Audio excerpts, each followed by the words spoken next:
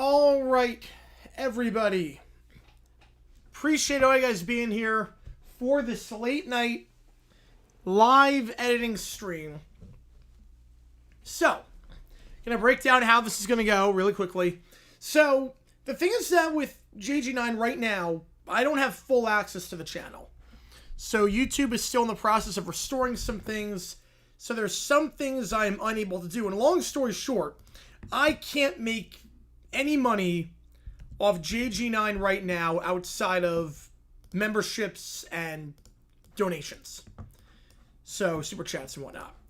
Monetization right now, otherwise, is completely disabled for JG9. So, you might notice, too, there are no ads on any of these vids. If you watch a vid right now, there's no ads. You watch a live stream, there's no ads on anything. So, I can't make money off any video. So, if I put out a video right now on JG9, I would make no money off of it. Like, no matter how many views it gets. 1 view or 10,000 views, I would get no money. JG8, though, was untouched. JG8, the college football channel, was completely untouched by the hacker. So they shut down JG9. They're restoring everything with that. But the other channels were unaffected. Now, I say unaffected. They had access to my email account, and that it's tied to the same email. So I couldn't access those channels. I couldn't access JG8 or JG9 News or anything like that. But I can make money off JG8. So if I put out a new video on JG8, I can get monetization on that. How's it going? Still, how's it going, beat up? How's it going, everyone? Appreciate you guys being here for this. So what we're going to do is we're going to do a dumb decision video for JG8. A college football dumb decision. And this is one I've wanted to make for a while because we did this game. And I said at the time, this is a dumb decision. I'm going to do a video on it. But I just never got around to it because it was during the busy season. And you might remember, too, that it was kind of chaotic because I was in New York longer than I wanted to be because there was snow, so my flight got delayed and moved. So I stayed in New York for like an extra week or an extra couple of days, more than I was expecting. And by the time I got back where I could feasibly do this, it was during the playoff and the bowl games. And it was just chaos. So never got around to do this. But now we can get around to do this. For what was one of the best games of the season. So here was the dumb decision. Gonna show you the dumb decision. It's about time I'm able to get to this. It's about time.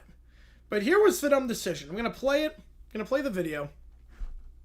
It's 21-10 Hawaii Bowl. Great game. Supposed to get channel back? I do not know. So they did not give me a timetable for that. But I gave them the information. I gave them like my IP address. YouTube, not the hacker. I gave the YouTube my IP address, what the hacker changed, and all that. So hopefully that. Enjoy the notes. Yeah, I don't like the ads during the stream. So I mean, for the games, I kind of need it. But for like the Q&A and stuff, I'm fine with that. I don't control the ads, but yeah, for the Q&A and stuff, I'm more than fine with that. I'm more than okay with that. I hate like you ask a question and then it gets interrupted with that. The game streams, I kind of need the ads, but for stuff like this, I don't need it. So, and you guys have been awesome. I appreciate you guys a ton for all the support and everything. So, 21-10, first play of the third quarter. Okay, Cal up by 11. They have 1st and 10. It's a touchback. 1st and 10 at the 25-yard line. And here is the play. All right, here's the play. Quarterback drops back. Running back or receiver Brandon Hughes is in motion. Throws the ball, and it is incomplete. Not a great play. All right. You might be like, okay, what's the dumb decision? This seems like an overreaction. What the hell is a dumb decision here? What is this? Or at least that's nice. Yeah. So you see the ball is clearly, these throwers at the 24-yard line. It goes past the 24. It's a forward pass. Oh, you know what? I think so too, V-Dub. I absolutely think they should. I don't know why YouTube doesn't have that. But the quarterback, JKS, throws the ball at the 24-yard line. It bounces at the 24, or at the 19.5, the 19-yard line, I should say. It bounces to the 19.5. It's just a poor throw. Incomplete pass. And the ref signals incomplete afterwards. All right? Hawaii decides Let's challenge this. Hawaii decides that might be a fumble. So Hawaii challenges. How's it going? Appreciate you being here as always. So Hawaii challenges this play thinking it was a fumble. Now, first off, this is very clearly an incomplete pass. Very clearly. He throws it at the 19-yard line. It lands at the 19.5. All right? But, let's assume that this is a fumble. If it's a fumble, look at where the guy picks it up. Cal picks up the ball, and he runs out of bounds at the 25-yard line. So, if you win the challenge, it's 2nd and 10 at the 25-yard line.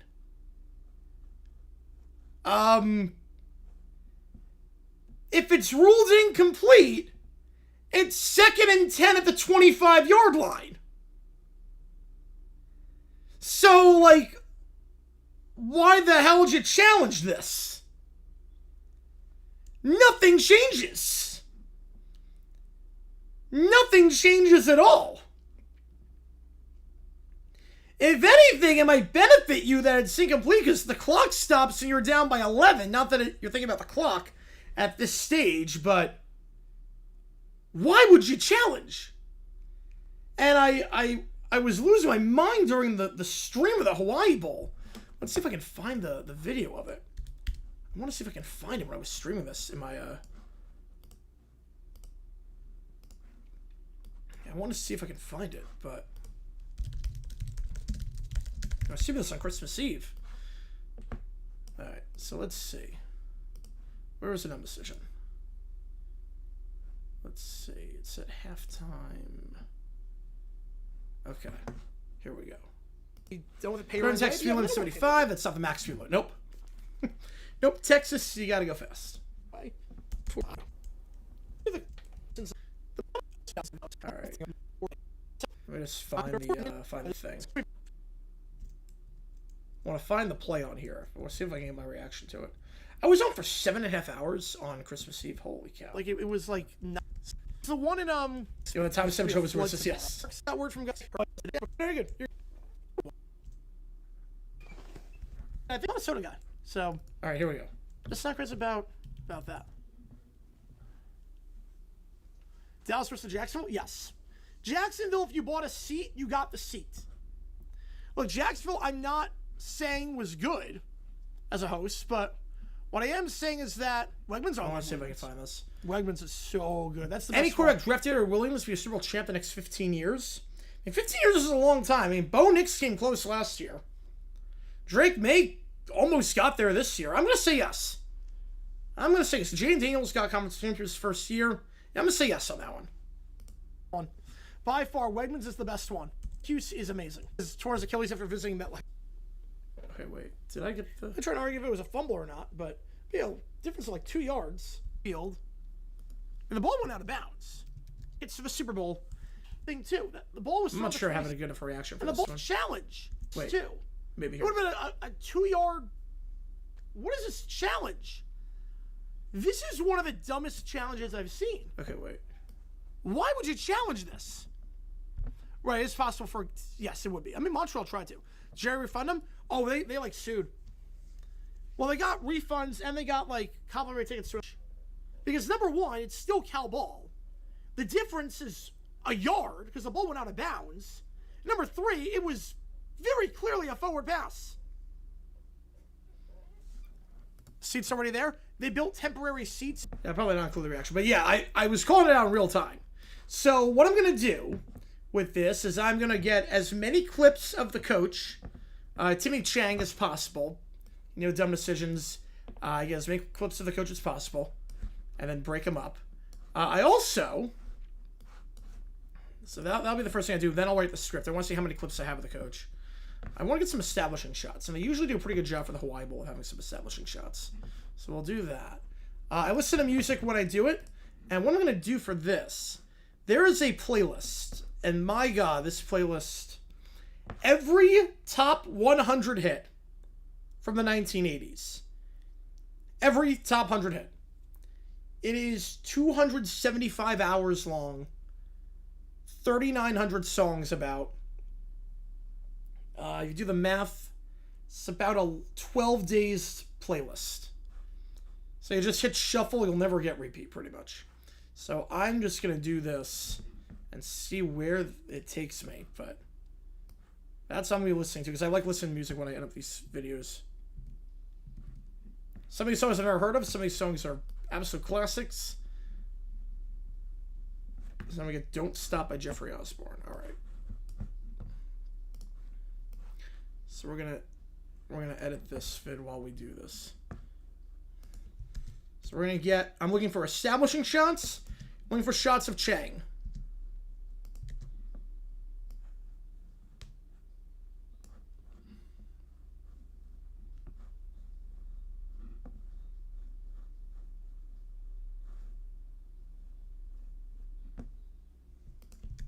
If you have any questions, by all means, fire away with this. Okay, here we go. So this is Timmy Chang. So, I mean, demo students are relatively, depending on how many clips you can get, they're usually not bad to edit. Just I say I get the pinwheel of death. Just I say that they're not bad to edit. I get the pinwheel of death. And McCarthy would do the same thing if he were coach. This gave me a nice list. Appreciate that. Yeah, 26 model year vehicles. Yeah, I drove a 23. The golden age of quarterbacks everywhere from 2000 to 2020 was driven from Manning to Wilson. Mahomes' scale could be that time frame. Although, I mean, okay, I'm getting the spinning wheel of death. Hang on a second. I'm getting the spinning wheel of death. Wait, why can't I not access anything? Okay. Yeah, I can see Mahomes to Caleb, but I mean, I could see that. I mean, that entire class. Wait, hang on. Are you talking that class, or are you talking after Caleb? Wait, I'm confused. Do you mean like that class, or do you mean like beyond? Because beyond could be a bit different. The dumbest decision besides this? Oh man. Wait, hang on. I have to. Oh wait. Okay. Finally get out of the pinwheel of death. Oh, besides this. Oh, man.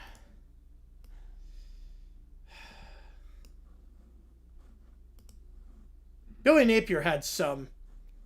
His, clock management last year left a lot to be desired. Billy Napier had some.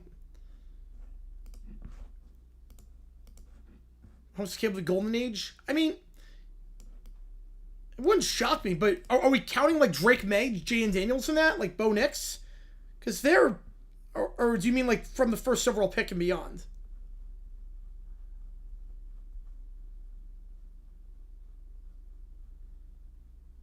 Yeah, Billy Napier had, oh God. His, entire end-of-game management was just brutal at the end.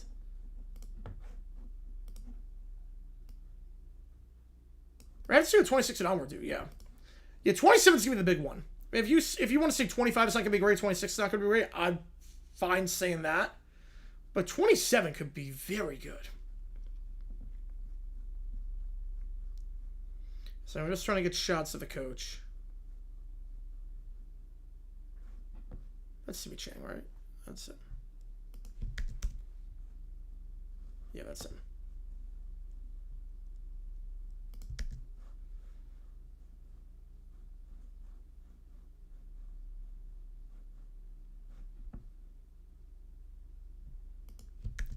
From 70 to 25, any quarterback draft will win the next 15 Super Bowls. That's a long time. That is a long time. If they don't change body style, yeah, that's... I mean, I changed cars one time. And my car was like 12 years old at that point, and I need a smaller car because I knew Phoenix was going to be home, and it was just... The car was too big. It's not good for city driving.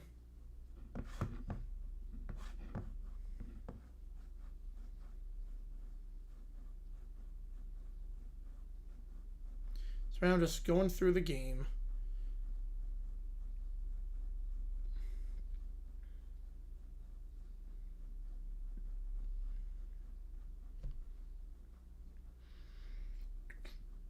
By the way, college football schedule. By the way, I'll confirm the college football schedule for week 1 that we're doing, or week 0, I should say. I'll confirm the week 0 schedule. The week 0 schedule is as follows. You're hearing it first. UNC TCU, obviously.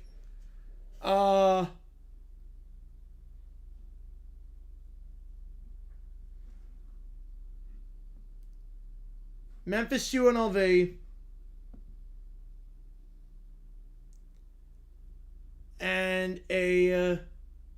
And Jacksonville State, North Dakota State. No, you make the call just because the timing doesn't work out for anything. The timing doesn't work out for some of these games. So, UNC TCU. Let me check. Let's check FCS really quickly. Yeah, there's something we can do for FCS.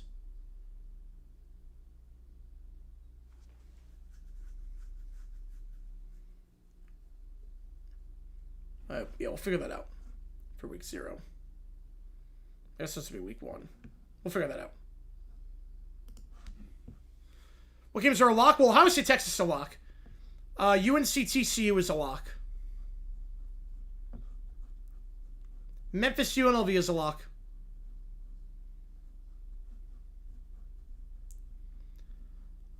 I would say beyond that for locks. Oh, that makes sense. Yeah. Yeah, I mean, with that's all you need, bigger vehicles. It makes sense. I'm not sure about locks. I mean, any top 10 matchups are locks. I'll go as far as saying Florida, Georgia is going to be a lock. I will go as far as saying Florida, Georgia. That won't be top 10, but Florida, Georgia will be a lock. Army, Navy. If that even counts. Texas A&M, Texas. Another franchise score draft next 8 to 10 years. That's bold. We don't know. I mean, you're talking about guys in high school right now. That's bold. You have to remember too. I mean, Arch Manning looked the part last year, second half of the season. I'm not a sedan person either.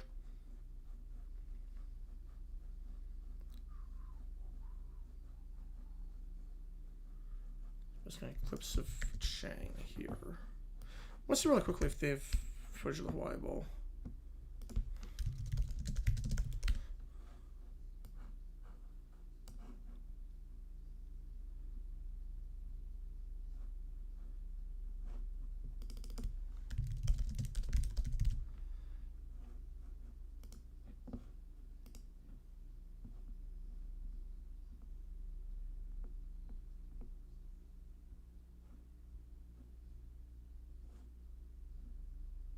I don't have like the cinematic recap.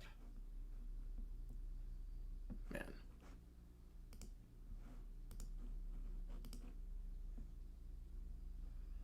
They do have coach. If we get there. Yeah, within about 8 years. Yeah, it's a long time frame. That's most positions. If you're not good in 8 years, you're not going to dominate in 8 years. You're probably never going to dominate. I mean, Rich Gannon's like an exception to the rule on that one.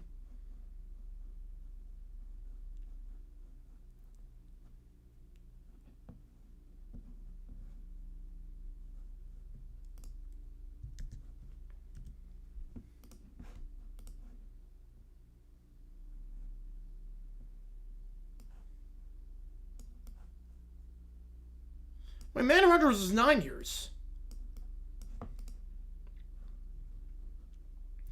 98, 99, 2000, 01, 02, 03, 04, 05. So, I'm not even sure.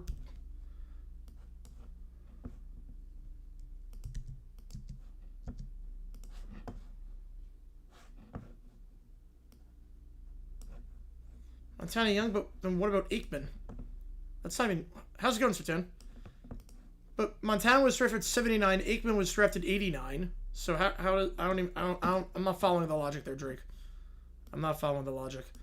How's it going, Ninja Girlfriend? Yep, still going. Yeah, we hit 200 with 300 yesterday, so we're doing a live edit tonight. So we're doing a live edit. Just a dumb decisions video. So we are doing that right now. We're going to do a dumb decisions on a college football game. Because I can't make any money off JG9 right now with the... Right, that's obviously on the last legs, yeah. I can't make any money right now off JG9 because I need to... Like, unless... Except for Super Chats and everything. Because of the hack. But JG8's untouched. So I can still monetize vids on that. Monetization, when I get the playlist back, it should be back to normal. So for now, we'll just do JG8 vids.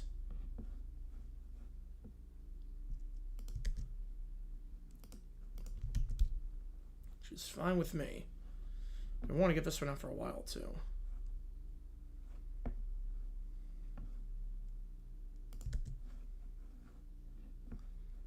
Field goal lead? No. This one is a really bad challenge. That made no difference.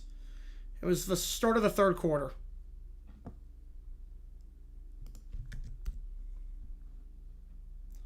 Now they were, yeah, you told me that. Yep, they were right. They called it.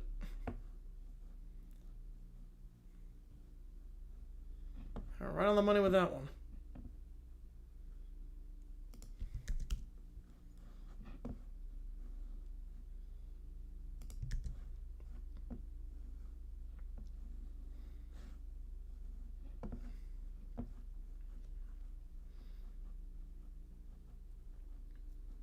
I had so many people tell me before my birthday, like I'm coming to your party like at night, but like during the day I'm going to the Mercury game. I'm just saying to myself, why?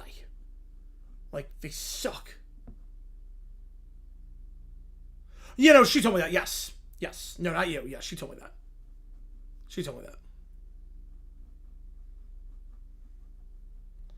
I was thinking, why would you willingly pay money to watch the Mercury right now? What numbers represent? Well, 9's my lucky number. That's what started all. And then I figured 8. And then oh no, I was just skimming through. Yeah, I didn't get you confused. I was just skimming through. 9's my alias for a while on a bunch of different platforms. 9's my lucky number. I figured 8 college, 9 pros, so like one higher than the college level, and then 7 I thought 7th inning stretch. I'm not sure where she is. I haven't seen her in a bit. So that's what I figured. 8 is college, 9's the pros, and then 7 for 7th inning stretch. But just baseball's so tough. Baseball, between the copyright and also finding footage, is almost impossible. So you find a story and it's like, oh, that game wasn't televised. And there's like no footage whatsoever. Or like you want to find a story on a team, it's like, oh yeah, they've had like one game, like half of one game that was televised. At least NFL, they were very smart documenting everything. Even if games weren't televised, when we came about the TV footage, like NFL, you can find footage of just about any game. The NFL films footage. Like, they did a very good job documenting stuff. Other leagues did not. No, put it that way. Making it very hard to make videos.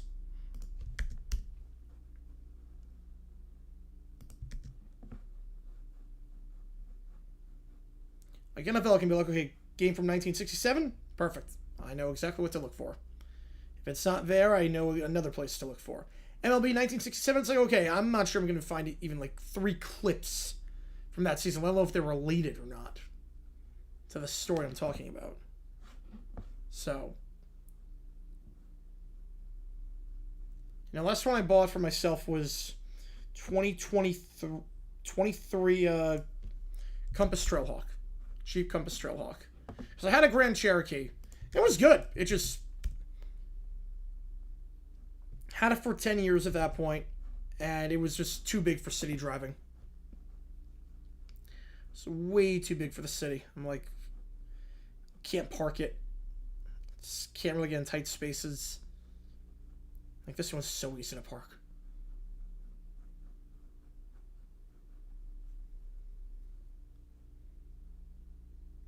Going for it 12. Wait. Going for it from the 12 up 7 with 3 minutes left in a high school game. A dumb decision. Okay, so I'm in the belief of go for 2 up 7, make it a 2-score game. And from the 12-yard line, no. How good is your kicker? How good is the other team's kicker? That changes things. High school and the pros, I would say from the 12-yard line, yeah, dumb decision. But high school kickers kind of suck in high school. It would pretty much be a 30-yard field goal, and for a lot of college kickers, they can't, or high school kickers, they can't make that. So I would say it entirely depends on the kicker on the other side. Entirely depends. The pros in college, dumb decision. You're not converting from the 12-yard line. Just go up by 8 and make him get a touchdown and a 2. But high school, they might not be able to hit a 30-yard extra point. They might not be able to do it. I know when I was sent to Nevada, oh, that's dumb then. That's a dumb decision. Like the high school I was at, the 4 years I saw football there, the longest kick I saw made was 26 yards. Yeah, most high school kickers are not good. No. If it was signed to Nevada, he's probably pretty good. But if it's like New York, where the longest kick I saw in 4 years was 26 yards, I'm going for 2 at the 12-yard line, trying to draw a PI flag or something. So, very much case-by-case basis.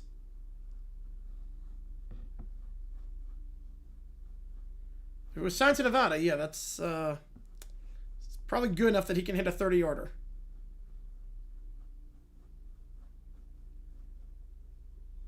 In that case, I would question a lot. Thank God for gap insurance. You're not kidding. Right, some high school teams don't even attempt field goals. Nope. Some will onside kick every play because they know, like, they can't kick it deep. Some will onside kick because it's like, okay, if we kick it off deep, it's going to go 30 yards. So I might as well just onside it. Long Beach Trolley? Yep.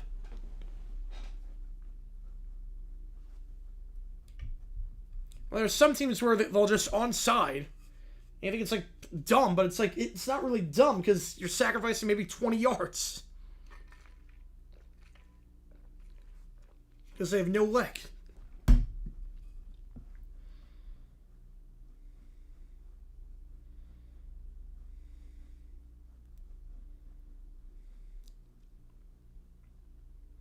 Yeah, high school football's a whole different beast. So I probably never cover high school football too. Right, so do kickoffs and punts, yep. That's why we never, like, it's hard to cover high school football because just don't know the limitations of these kids. You don't know.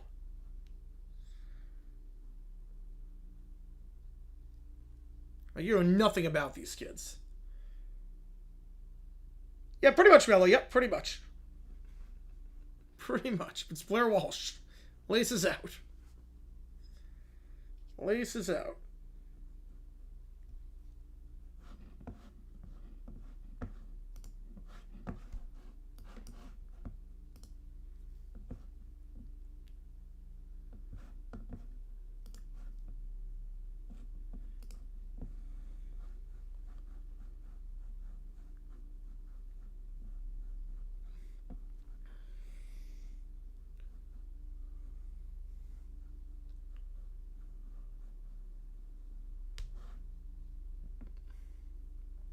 Only $6? Oh, that's not bad at all. That is not bad. Where the Rebels that went for 2 after the fell 4th down, drove down, scored, went for 2, even after the legal sub and scored, and beat him for the first time 32 years. Man, that must have felt good. 32 years. That is a long time to go without beating a team. That is a really long time. That's a long clip of this guy. 41 seconds. That'll help. This will help. So it's as many clips of the coach as possible.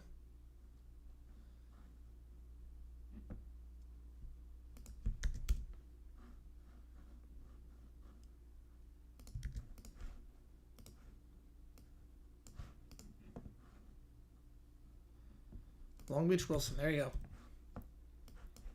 There you go. It's quite the memory.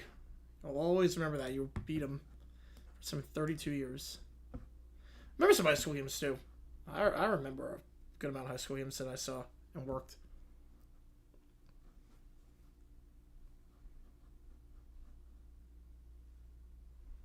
Oh, man.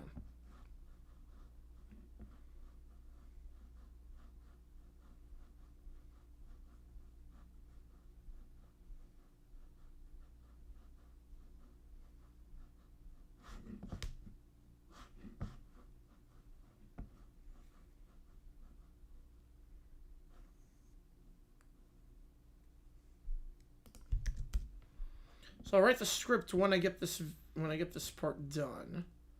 I just want to see like how many clips I can get beforehand, so I know what I'm working with. If that makes sense.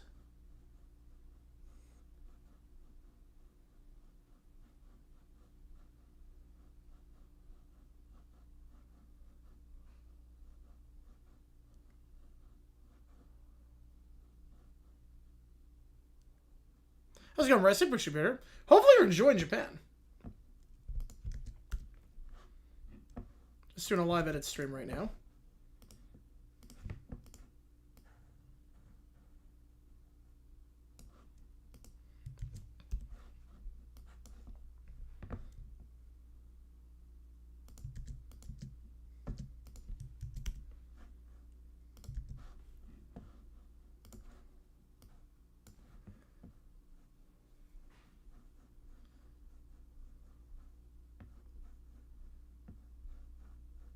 I'm still bummed Hawaii Bowl is going up against the NFL this year.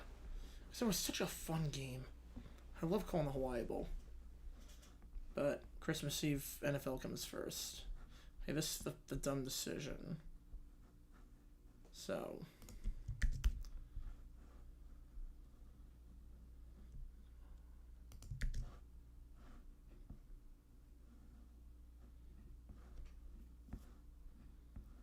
You have to review Hawaii coach covers about decisions red card. The remixes on that are amazing. The remixes on that are just freaking incredible. This is one of the funniest moments of this World Cup. Like, just the suspense for that. The NFL could learn a page or two from that. Take a page or two out of their playbook.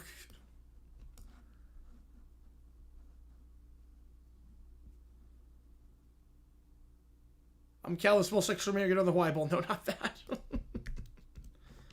A 4th and 3 from the 20 out of the 12. All right, that makes sense. Okay. It's all good. I mean, you get a free trip to Hawaii out of it. For the players, at least.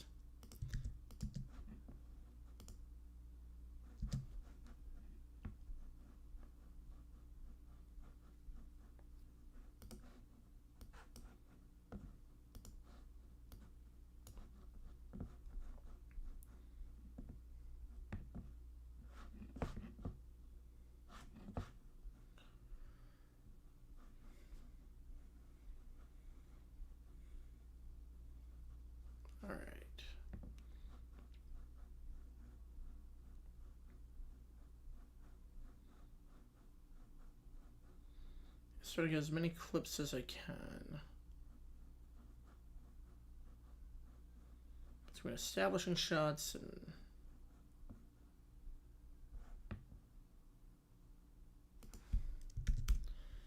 Just see what I'm dealing with. I'm going to split them all up. Slow it down.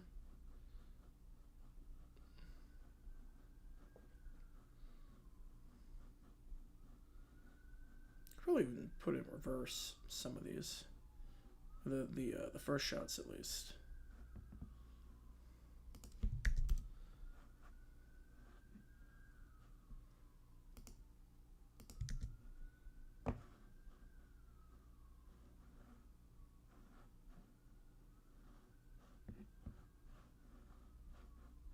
I cannot wait for football to start back up again.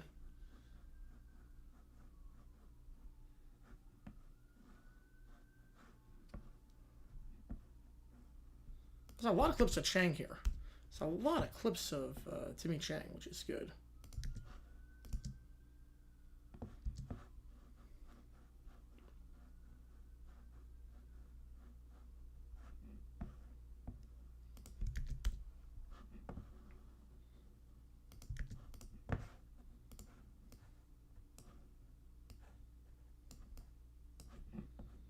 Oh, perfect. All right. Links to the game. Perfect.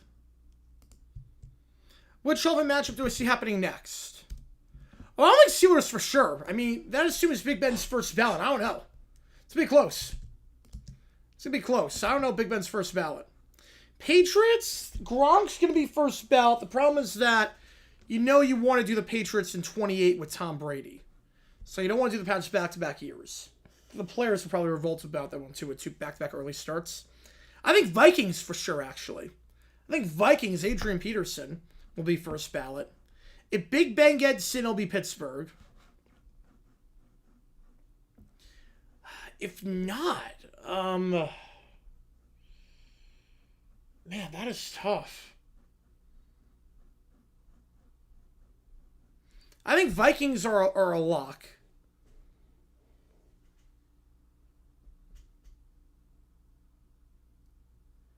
So look, Ben's getting in, but you have to remember the new rules. You have to get 80% of the vote, and you cannibalize each other.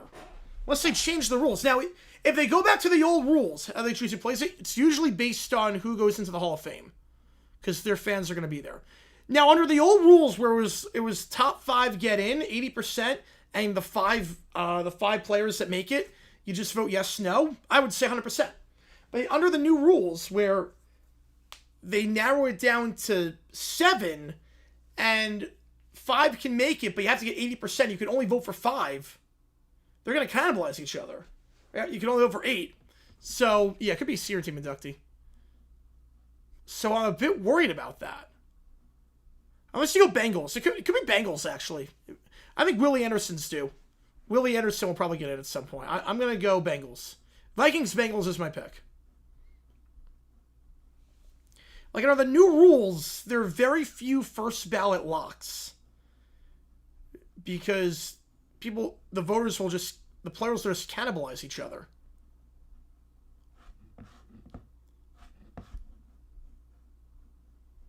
There's the same problem with Belichick, too. So you couldn't just vote yes down the ballot.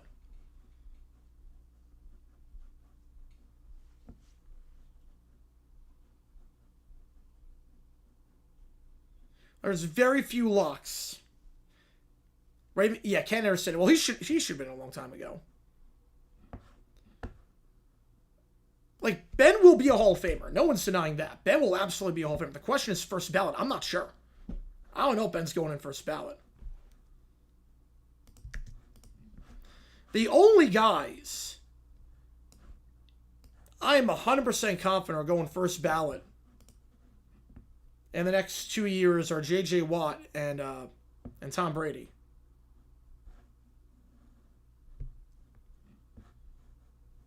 I'm not saying it's right or not. I don't think it's right at all. And Donald, obviously, assuming he doesn't come back. If Donald stays retired, obviously he's going in first ballot.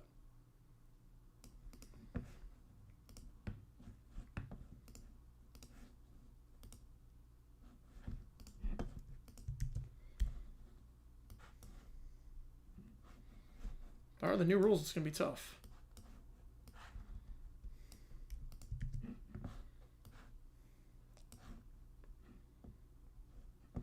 I mean, the rules suck anyways. Eli should be first ballot. Yeah, no, Eli missed out last 2 years. He was like not even close. He made the final 15, but then was like the first one out. Was that another? NFL never created a college same series. There's no reason to. You would lose revenue. It would be a traffic and hotel nightmare. A lot of these colleges don't have the luxury suites. Season tickets would be a nightmare. You're doing it on bleacher seats. It'd be unnecessary travel. You're not expanding your markets. It would make no sense. No sense to do it. Yeah, they were right. They were right on that one with the Sparks. They were right on that one.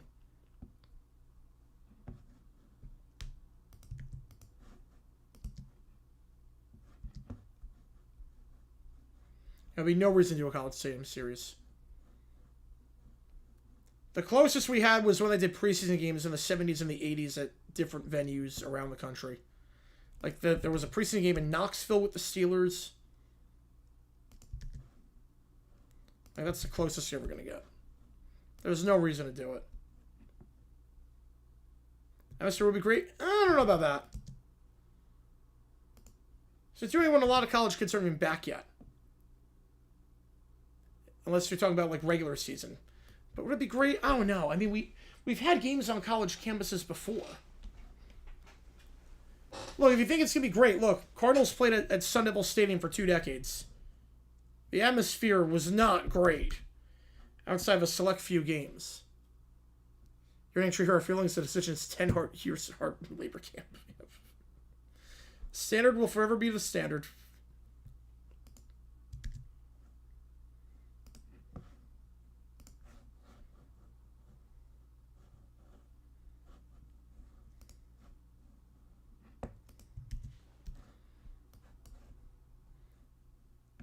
How are you going to handle the locker room situation, too, if you do that? Because you have to remember, the college team wouldn't clear out their locker room. So you need to have a home locker room and an away locker room. Well, stadiums only have 2 locker rooms, so how are you going to get a 3rd locker room in there? A lot of times the visiting locker room is complete crap. So there's so many logistical nightmares with that. It will never happen. Look, the Bears played at Northwestern when they were renovating their stadium. It did not, the atmosphere was not that great. Right, they balked at the end, rightfully so. Rightfully so as well.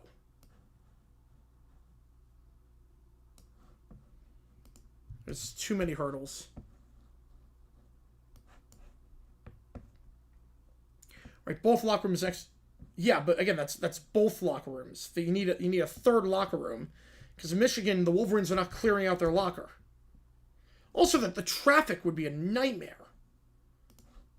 Like logistically, the traffic, the hotel situation, be a nightmare. No, I don't know either. A lot of people say like I'm going to the Mercury game. And I'm thinking to myself, why? They suck. They are a complete mess. How can you how can you support it? It doesn't make sense. Like we're about empowering women, and yet the owner of the Mercury just traded for Miles Bridges. Like, wait, what? Had a first drug test at work, and 2 people got left go, including your supervisor. Wow. Jeez. With a new boss in? God, that's what you can't be doing drugs. Oh man. That's brutal. Right, both benches on the same side, yep. As a one-off. Look, I wouldn't hate a one-off of like the Titans at Neyland. As a one-off, the Titans at Neyland is like the only one I can get behind. Everyone I dislike is still there. Oh man. So the ones you dislike pass the drug test. That sucks. At least let the trash take care of itself.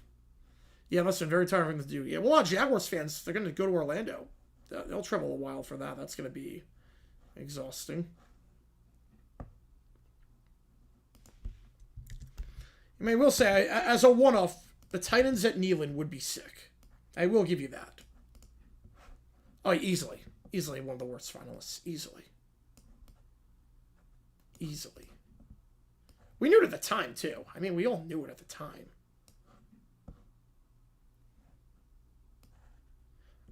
I kneel on that one. They survived the levels back in June, man. Like cockroaches. Can't kill them off just yet. Can't kill them off just yet.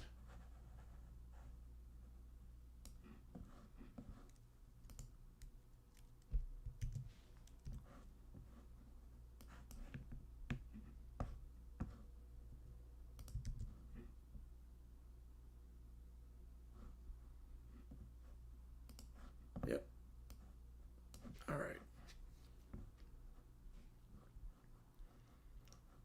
In the 4th quarter of this game, so we're almost done getting the clips of the coach.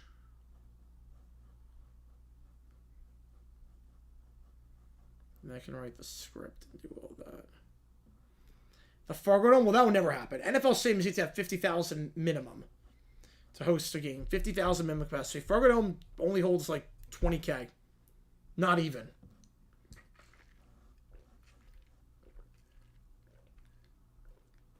So that'll be a nightmare. Right, exactly. Some of the teams already share their stadium too. Now, so far as going off, anyone knows every aspect of the department? Oof. Yeah, that's a problem. You know, that's when you know they're bad. That's when you know they're a bad team. You'd be like, Fargo Dome is too small. They don't have the amenities. I mean, obviously hotels would be a nightmare. Logistically, it'd just be a nightmare. And the season ticket holders, they have more than 18,000 season ticket holders, so maybe left out in the cold. That wouldn't be fair to them.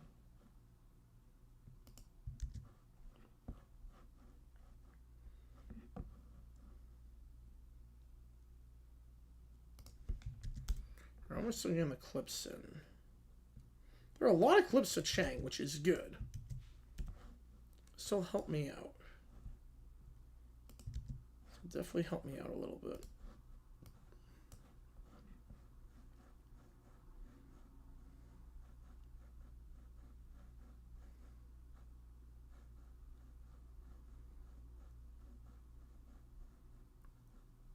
You're reminded of just skimming through this how good this game was. Chiefs in Nebraska, yeah. No, I don't blame her either. I would not blame her either. Nice, you know, the whole war thing.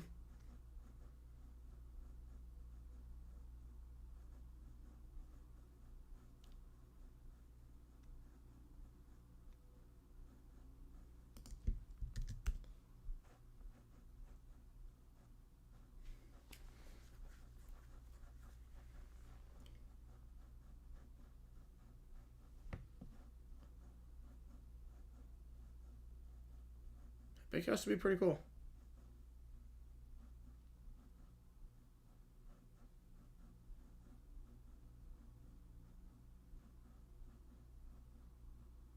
Jaguars are the Kibby Dome.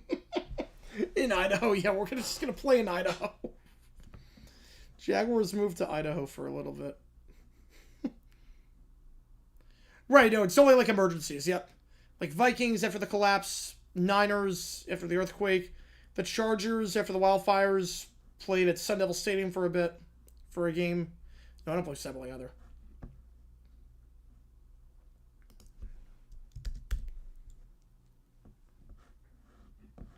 It's very rare.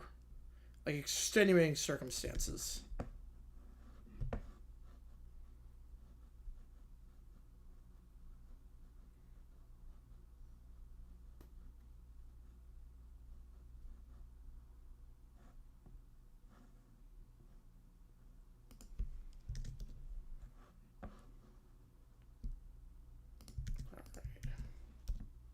Oops, not what I meant to do.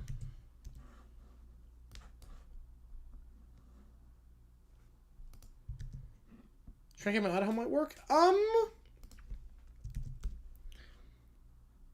mean, it depends. I mean, some teams did camp in Wisconsin back in the day because of the humidity. It made them tougher.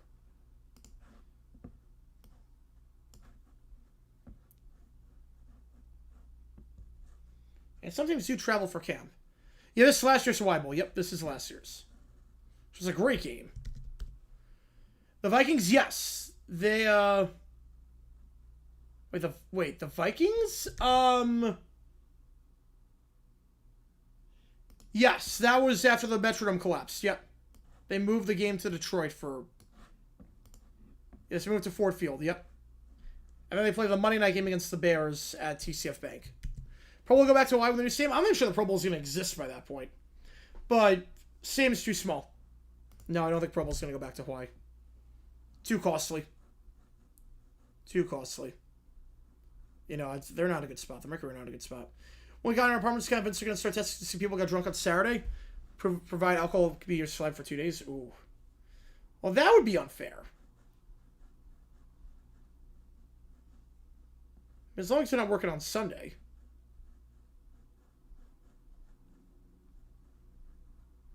You know, I think the Pro Bowl, I mean, I think the NFL is looking for a way to scrap that thing. The ratings suck for it. The players don't want to be there. It's a joke. The ratings this year were like 1 million. I mean, the ratings were brutal. The thing with the Pro Bowl used to be, as bad as the game was, people are so desperate they're going to watch anything. Last year they put it inside a convention center, and they got like 1 million people, and that might be the nail in the coffin. Or it's currently no 50K plus stadium in Hawaii. Nope, that's the other thing too.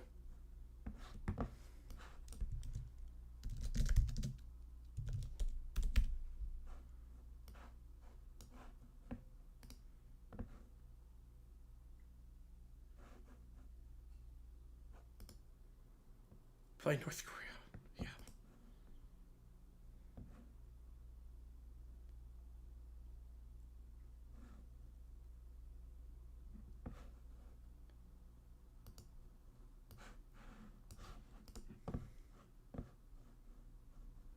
Like, it's just putting lipstick on a pig, the Pro Bowl at this point.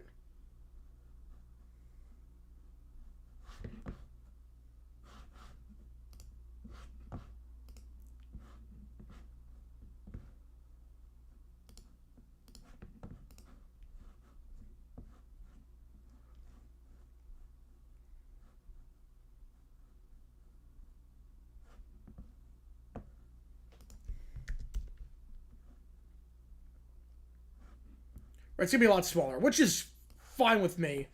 The Aloha Stadium never sold out. It was way too big. Aloha Stadium, outside of like very few games, ever sold out. 31K, it's a better environment. Like, it's just, the stadium looked terrible. Aloha Stadium looked terrible in its old capacity. I don't work Sundays. Shouldn't matter at all as long as you don't show up to work drunk or high. Yeah, no, exactly. I'm with you on that one. Sometimes don't show up to work like that. I'm with you there.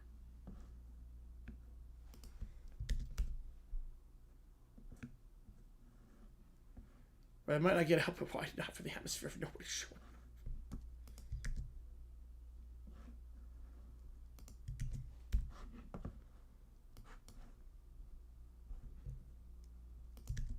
And yeah, like, you don't want people showing up to work hungover, but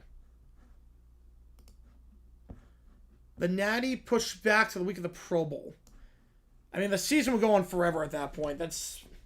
I don't like the way the college football season's going right now. I mean, you're extending it too long. It's not fair to the student athletes. It's not fair to the other sports. The poor SIDs having to work multiple sports like that, intersecting, overlapping seasons. You also pushed so many people back behind the 8 ball. So some teams, you're telling me some teams, their season will be over in mid-November, and other teams, their season's not over until the start of February? Like, I don't know how you coordinate workouts and camp like that and whatnot. I don't know how you could do it. So other teams from their off-season workout programs, starting in January and February, they're really ramping things up doing practices, while other teams are still playing their season. They're going to push back 2 weeks, yeah, but this would be like... Man, how much longer can we go?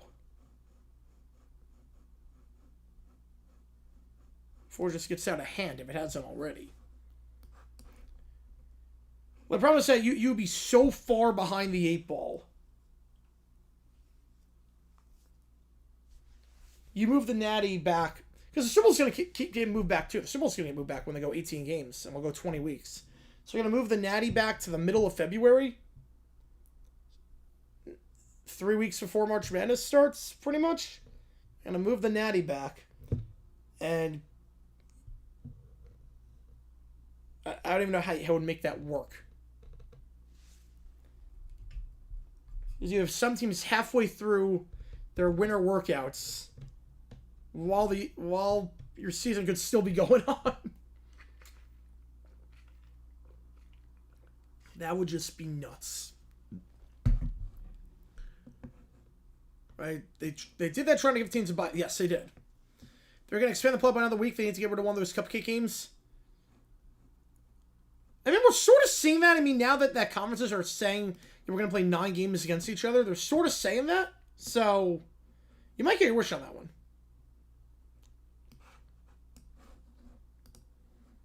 You might get your wish.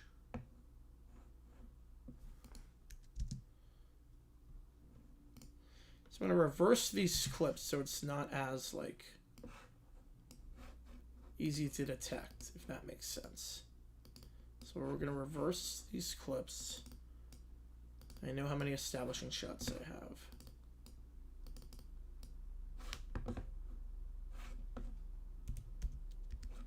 Alright. That gives me... Yeah, it gives me 3 minutes. On that. I have 5 minutes close with Chang, but I can slow that down. I mean, Miami could. I mean, I don't see why not. I don't see why Miami can't. Utah could be a... Well, Utah, they lost their coach. BYU could be good. BYU could be very good this year. I mean, realistically, the Natty's going to come from an SEC or Big Ten school, but Miami's got a shot. A Big 12 unless Bachmeier makes a big jump. I could see BYU potentially if Bachmeier makes a big jump from freshman to sophomore year. I could see that. There is a universe. ACC Miami, I mean, they got a darn good quarterback now. They got Duke's quarterback who's really good. They got a shot. Miami's got a shot. Notre Dame, if we count them as ACC, has a shot. Big 12, it would take a lot. Realistically, only BYU has a chance. Realistically. And BYU played each other the first round. And that would not surprise me, actually. Miami gets a 6 seed, BYU gets an 11. That would not surprise me.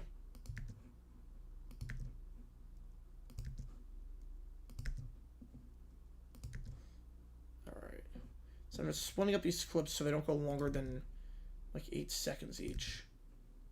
Makes it a bit easier to get by the filters.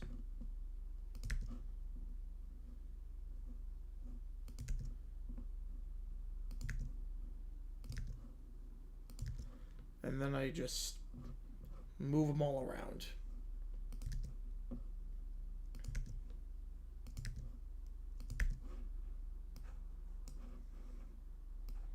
Nice thing is that this game takes up like 8 megabytes. So once this script is done, I can delete this clip. I've had this clip in my downloads folder since, oh man, Christmas Eve. So I've had this clip in my downloads folder for the last 8 months. Just waiting to make this video, and we're finally able to do it. They'll go back to in-conference divisions? No.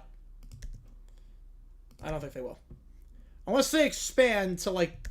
They expand to 20 teams and do... I could see that potentially, but... I do... The only way I could see divisions is if you do a format where you have conference semifinals and conference finals. But right now, I don't think we're going to see divisions. Because what will happen was that you have the SEC East constantly sending a crap team to the championship. Same thing with the Big Ten. One division would just send a crap team to the championship, and one division would cannibalize each other. You know, last year's ACC title was nuts. At least they changed the rules this year. You know, I mean, Bob's going to be very up there in age, relatively speaking, for 28. So... I've said I'm not sure Biles competes in 28. I've said that for a while. I'm not sure. She's even on the older side of things. The fact she's competing in this many Olympics is insane to think about already. I'm not sure she's got one more in her. Unless she's just resting and taking it easy. Unless they're managing her workload like Phelps managed his workload before he went to Rio.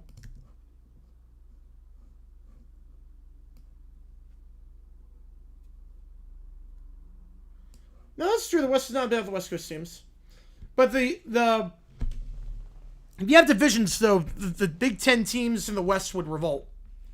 Because the travel costs would be insane. They'd be losing so much money. I'd be like, wait a sec. You're telling me the East teams never have to travel out West, but we have to travel out West all the time? Like, we're spending so much more money than the Eastern teams. We didn't sign up for this. So, that'd be the other problem you have to avoid.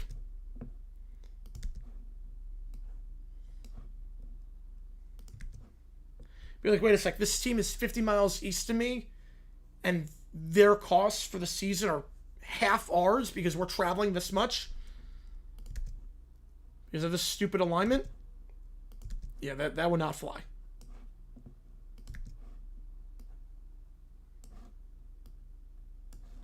I think now that we went for the big conferences too, conference championships can't really hurt you. They can only help you if you're in a big conference. And that's the precedent we've set with these bigger conferences. So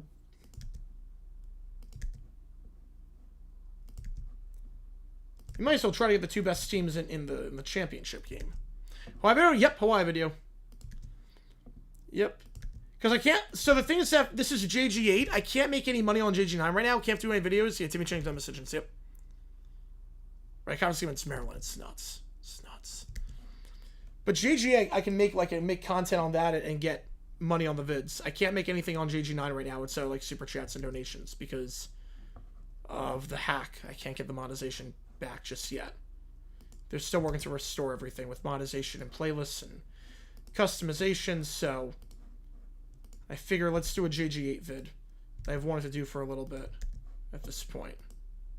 I just haven't gotten a chance to get around to.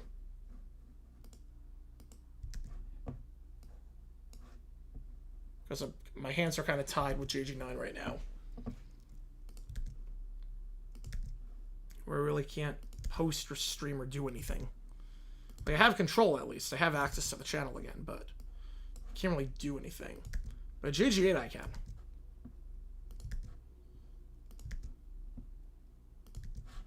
At least.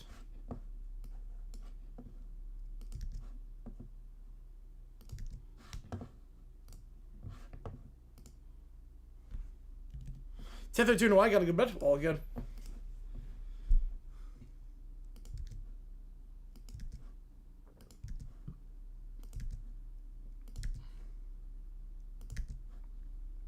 Alright.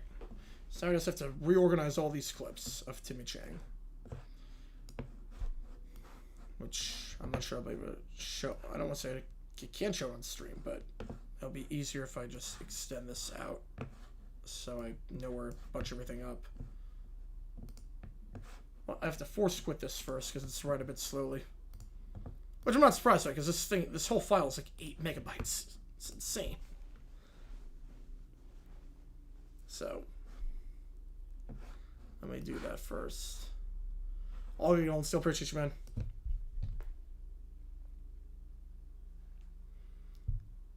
I wait till they last skip polar bears? Yeah, wait till that happens.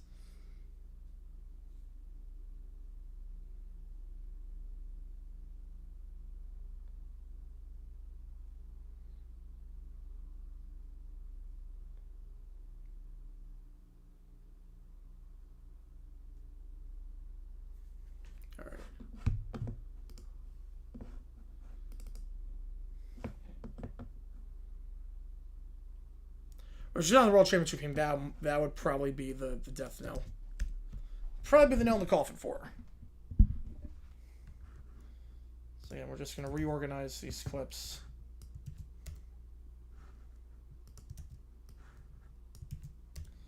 Need to download the dumb decisions clip for college. So weird, people are going to wake up tomorrow and be like, wait, there's a new JG8 vid? Like, what up? Okay. I do want to get some clips in for JG8 where I'm going to work a lot on that, where I just have the coach footage for every coach. Like, this will be the Timmy Chang footage they use the entire season. I can just copy and paste the vid, and all I have to worry about is working on the script for dumb decisions. And the vid just takes care of itself.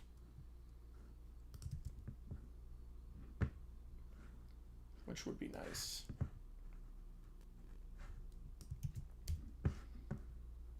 We will see on that.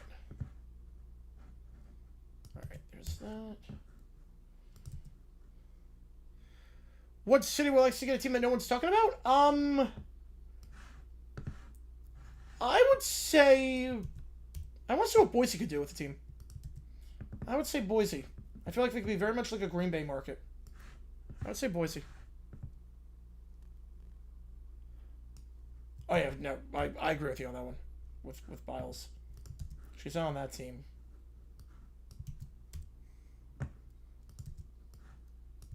At that point, we'll know.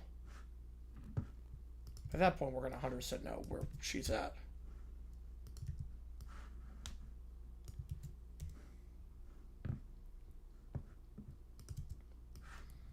So I'm just getting these clips in. No, new stadium. I'm not. No, they wouldn't play Boise Stadium. No, they have to build their own stadium. Right? The NFL never allowed blue field. No, I'm saying like they have to get a new stadium, like their own venue. I'm just saying as a market, not play on the blue turf. I would have won NFL games on the blue turf. Field should only be green in the NFL. I make an exception for teal. I saw Coastal Carolina's teal field. I want that in Jacksonville. But field should only be in the NFL green or teal.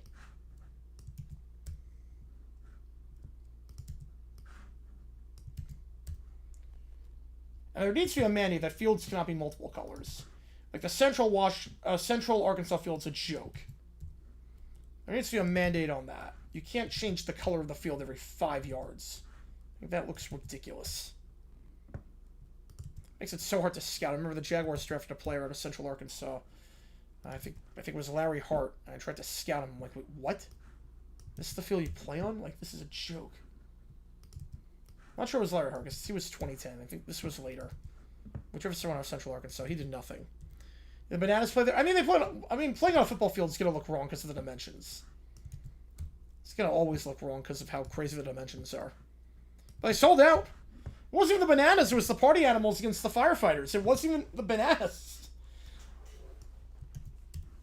Like, Banana Bowl is so big, they're selling out football stadiums with teams that are not the Bananas. It's incredible what Jesse Cole's done. I have such admiration for him. It really is amazing, the product he's built. I mean, it's not like entirely my cup of tea. Like, I went to a game and I don't really have a desire to go to another one, but I mean, I would have ate it up as a kid. I would have ate that up as a kid. And did one heck of a job. Alright. We're almost done getting the clips in. So I have all these clips.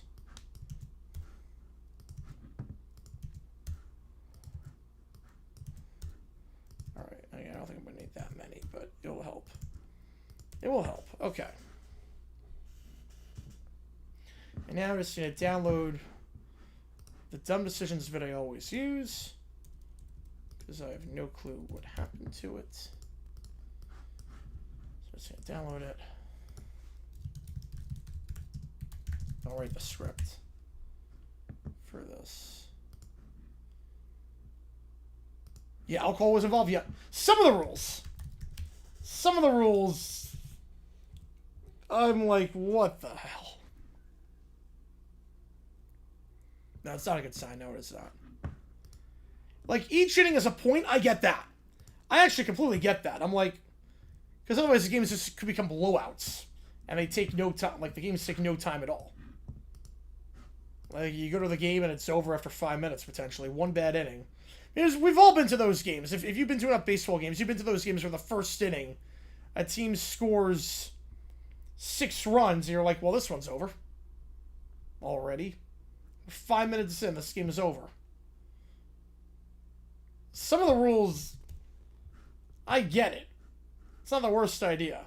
But then some of them, I'm like, okay, what the heck?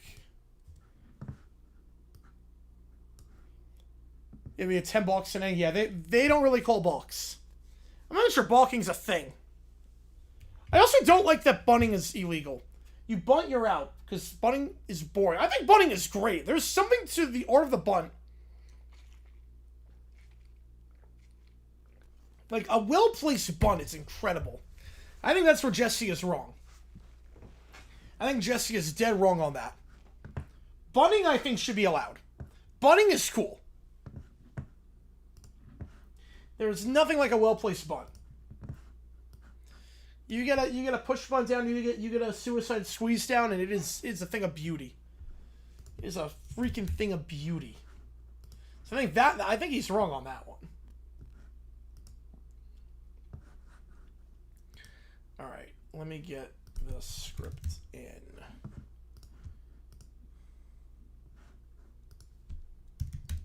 Yeah, Welks to a drag bunt. Yep. I think Jorge Barrosa did that too today on 2 strikes. He did a drag bunt on 2 strikes. It was beautiful. The D-backs got the insurance run they needed to win the game. It was beautiful. All right. I told you, like, no mound visits. Well, I'm fine with that. It slows it down. I'm fine with that. Everyone's touch the ball on the walk. I don't hate, so, I mean, I think that's stupid. But I don't, and the thing with that, too, is that the problem with everyone's touch the ball on the walk is that every walk becomes the same. Because there's a whole set play that you do, so it's the same thing every time. It gets kind of boring. I don't hate the idea that you can run on any pitch.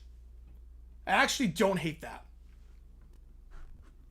The idea that any pitch you can run on, I'm okay if that becomes a major league rule.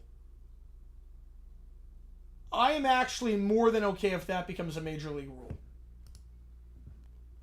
Where, let's say it's a 1-0 count, nobody on, no out, the pitcher throws a wild pitch to the backstop, you should be allowed to take off. I actually don't hate that rule. The touching the ball, I think, it gets very repetitive after a while and very boring. Because everyone's got the same exact decision, or the same exact thing. But stealing first, I don't hate the idea of stealing first. I actually don't hate that.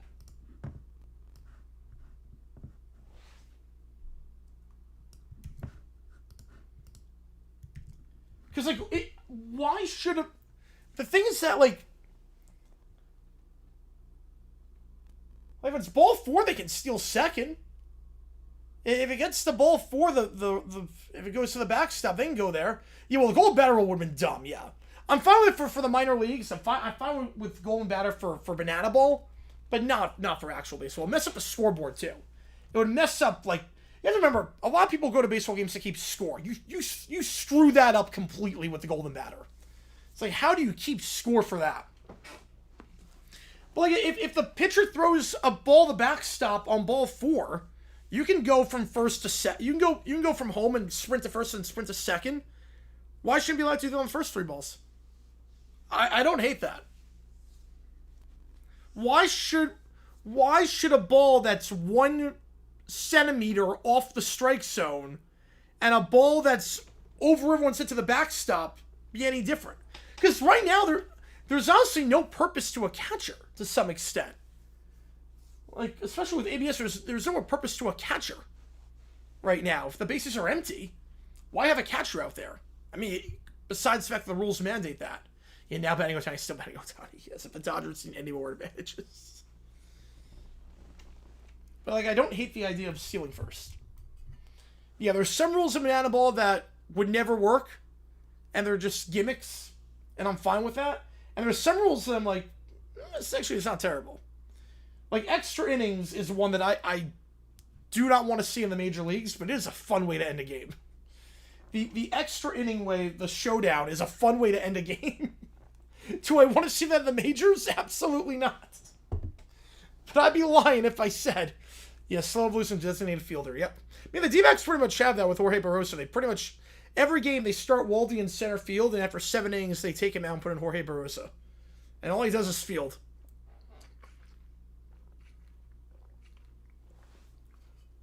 It really is funny. Every single game. Ryan Waldschmidt's in center field. There's 7 innings. They take him out, put in Barroso for the final 2. Runner at second. It should be runner at first. I think it should be runner at first. Now, playoffs do not ever do that. Playoffs stay the way it is. But I don't hate the idea of the Manfred runner. I honestly don't hate it. I hate that it's at second. Because second base, you can get no hits and still win the game. Second base, you can just hit a ball, hit a ground ball to first, runner goes third, then you can hit a fly ball, and the runner comes home. Right, if you don't think we need extra innings at all, that's a little bit different, yeah. Like, what I hate about the runner at second is that you can do nothing and win the game. Hit a ground ball to first, the runner at second goes to third. Then you hit a fly ball to center field, sack fly, runner comes in to score. You did nothing. You can throw a perfect game and lose. I think runner at first it should be.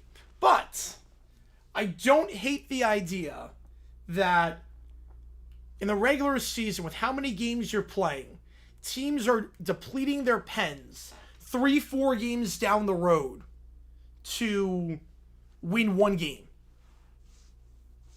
Like, you're screwed afterwards. Here's what baseball doesn't want. I was at a Cardinals D-backs game that went 19 innings. And you know who played the next day? Absolutely no one. There was no one that played the next day. Then play to win? That's not really a thing in baseball. I don't really know how you do that in baseball. But you want to know the starting lineup the day after? If you recognize any of these guys, you deserve a medal. So this is what baseball doesn't want. This was the lineup when the D-backs played a 19-inning game against the Cardinals. This was the lineup for the Cardinals. Fowler, Edman, Goldschmidt, Ozuna, Molina, Carpenter, DeYoung, Bader, Flaherty is the pitcher. All right? Probably recognize a good chunk of those names. Probably all those names.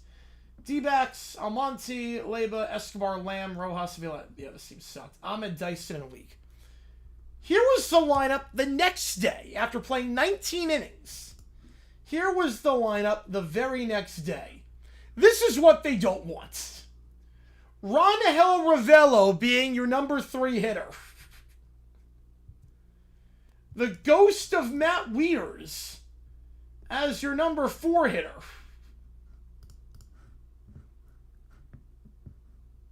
And the D-backs lineup was even worse. This is what they don't want. They don't want teams depleting their entire pen to go for one game. Which I completely get. I completely get that.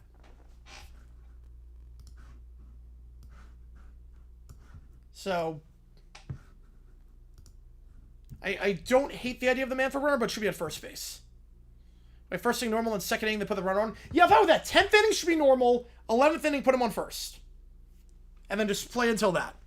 I think that's how it should be. 10th inning, normal, 11th inning, runner starts at first. That would be my thing. That would be what I do. 10th inning is normal. Because the thing is that 9th inning, you can't... Like, if a team scores a run, you're not really preparing to go extra innings, if that makes sense. Like, if you're up by 2 and then you blow it in the 9th and it's tied to go to extra innings, it's like, oh crap, what do we do? At least the 10th inning, you have that buffer where you know, okay, if we don't score here, it's going extras. So we know what we have to do. You have one buffer inning. You can strategize, if that makes sense. Yeah, I don't want ties in baseball. You've shown to no overtime extra innings for the regular season and playoffs, except football since only one game. I think it depends on the sport. Yeah, hockey, I'm fine with ties in hockey. Basketball ties, no, I don't want ties in basketball. Baseball would be weird, because you have to remember, baseball, if you're the road team, you can't score bottom half of the inning. If you're the home team, you can't score top half of the inning. So if you're the road team in baseball, and you don't score in the top of the 9th, and it's a tie game, at that point, you're just watching to hope you don't lose? Which is just odd. If that makes sense. At least every other sport, theoretically, you can find a way to score, even if you don't have the ball. You can get it back and score. Baseball, you can't. I'm in any sport. Soccer, I'm fine with. In soccer. Soccer, I'm fine with ties.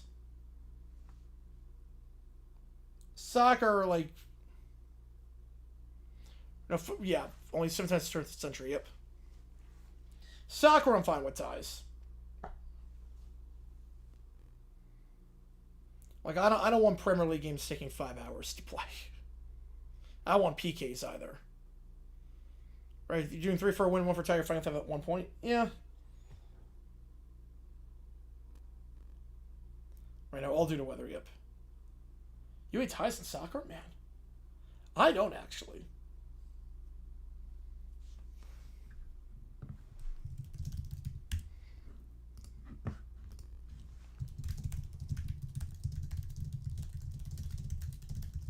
Packer fan hate ties, I don't blame you there.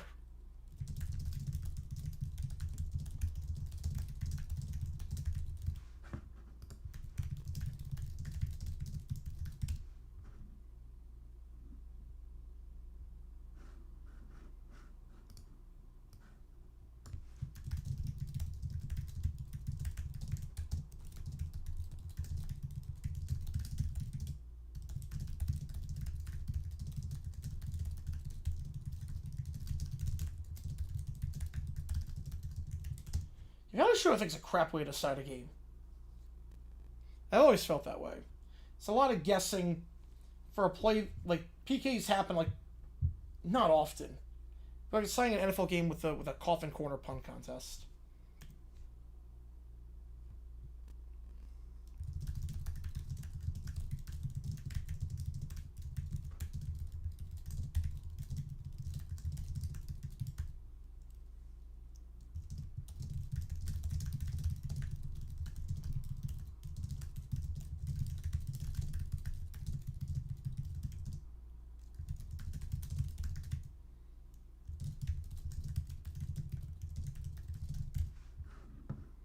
Let's see what the Jags tied. Never happened. Outside of a preseason game, they tied the Saints in a preseason game last year. First tie in Jags history. Jaguars Saints preseason. But regular season, they've never tied. 0 should be awarded for a draw if you keep it.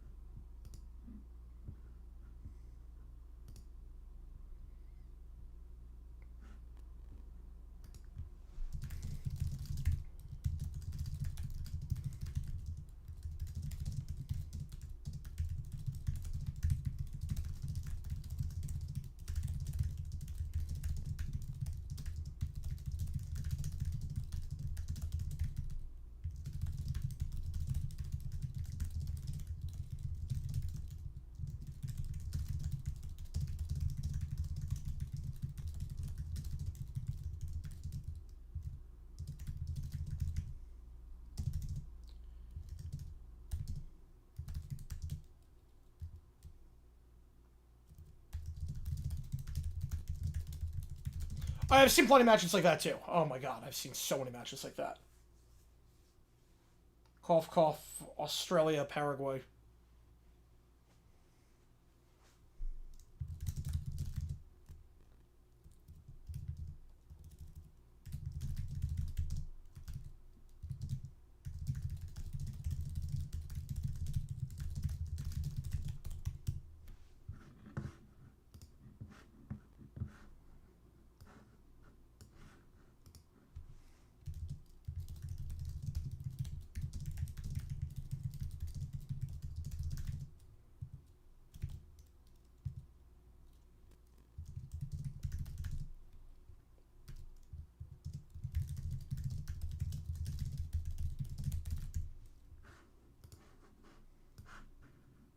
You play to win the game. You've heard my words. Yep.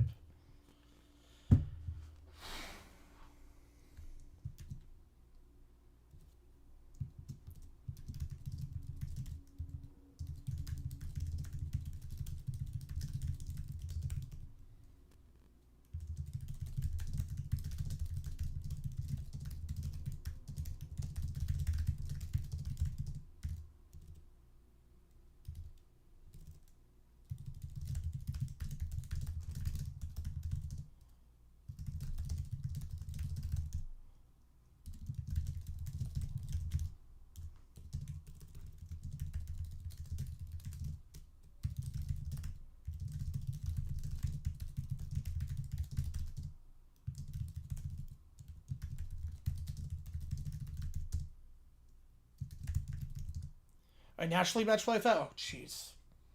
My condolences on that.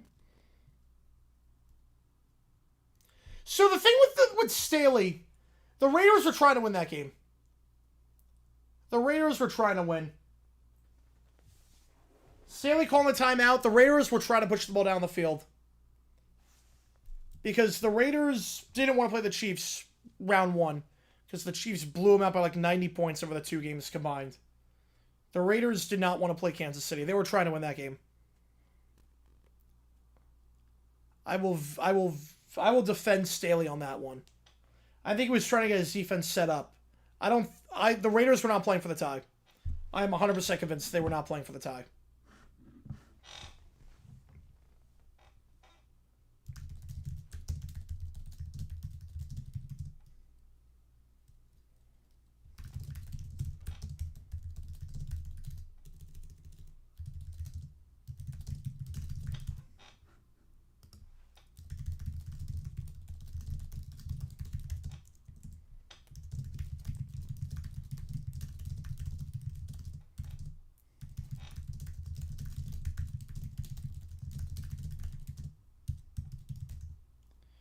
First ever even tied for overtime. It was actually the very first overtime game ever in the regular season. Steelers-Broncos. It was the very first one. They changed the overtime rules. 1973. Steelers-Broncos was the very first OT game, week 2 that season. And sure enough, I think it was like 35 all. 70 points scored in regulation, and no one scored in OT, despite a 15-minute period. It's the very first OT game in the regular season ended in a tie. Which is funny, because the very first overtime game in NFL history where both teams got a chance to touch the ball, theoretically speaking, was Steelers-Broncos in 2011 playoffs.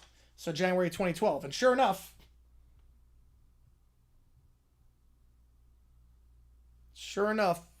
it took longer to explain the OT rules than the actual overtime period. Oh yeah, I get you on that one with that. To which then the regular season they go 15-minute OT? Yes, I do. I do. I think it is a little bit weird how a team can win the coin toss. You can get 2 possessions versus 1. The other team can't really get a second possession. You can run the entire clock down for 9 minutes pretty much, and the other team is kind of stuck.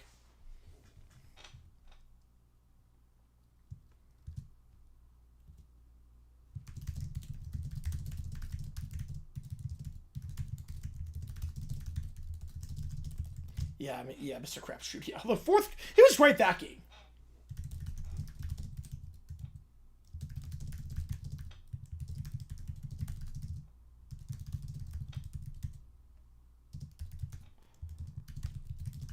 Potential title clutcher like that, man.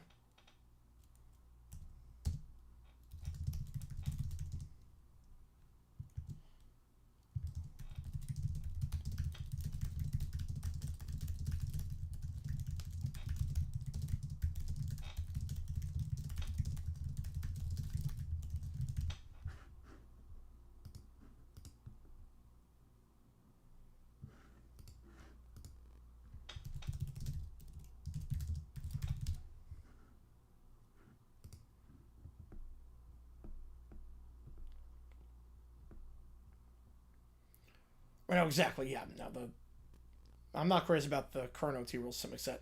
College OT rules, but college rules would start at the 50. I'm like, honestly, I'm fine with the current rules as they are. If it's a 15-minute OT period, I'm fine with the current ones. 15-minute OT. I don't hate the XFL shootout rules or UFL shootout rules, where you get plays from the 5-yard line, and you get 3 plays from the 5-yard line. Most conversions wins. And I'm with you on that one. Yeah, OT losses should be 0 points. I'm with you on that one. Or just make a win 3 points. Make a win 3 points in the NHL instead of 2.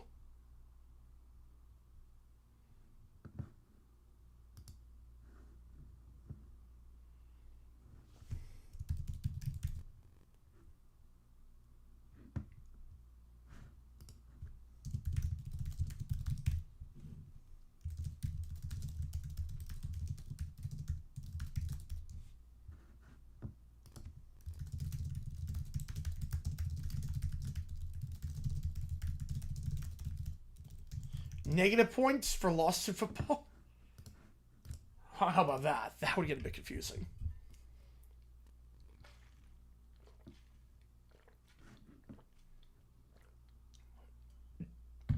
Yeah, thank God they fixed that rule. That sucked. The Louisville ending sucked. Thank God they fixed that. Good for Louisville coming back and winning the title.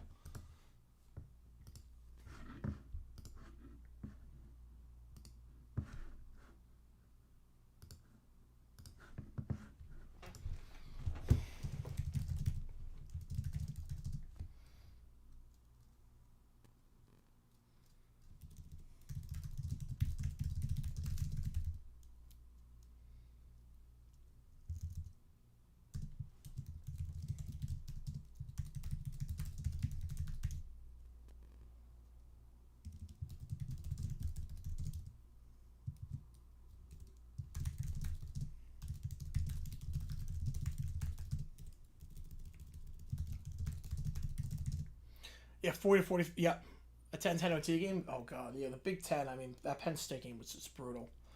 Louisville being screwed by that rule, starting 0-3, trading their starting quarterback, Chandler Rogers. It's a poor work ethic, and then doing that, yeah, one heck of an arc.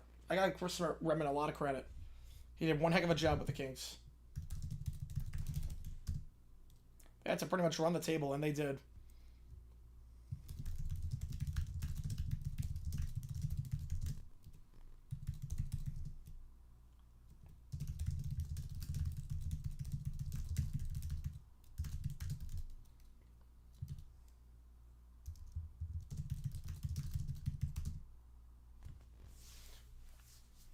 If it's negative points the answer to that, can't we just incentivize it through other ways besides negative points?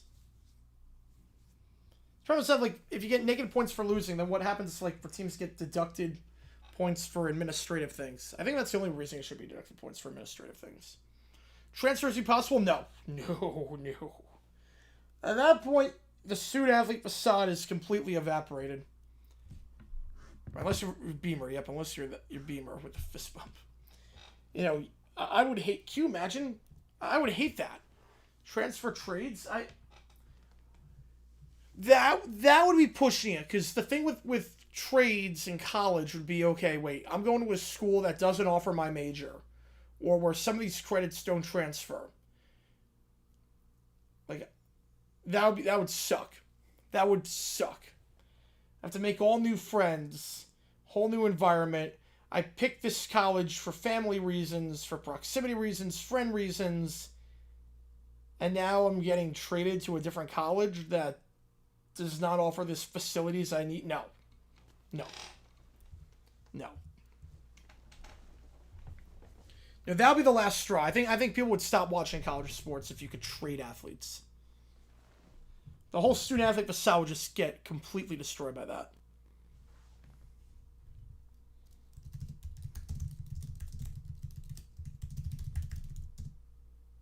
Right, exactly. Just turn to minor leagues, yeah. It would suck.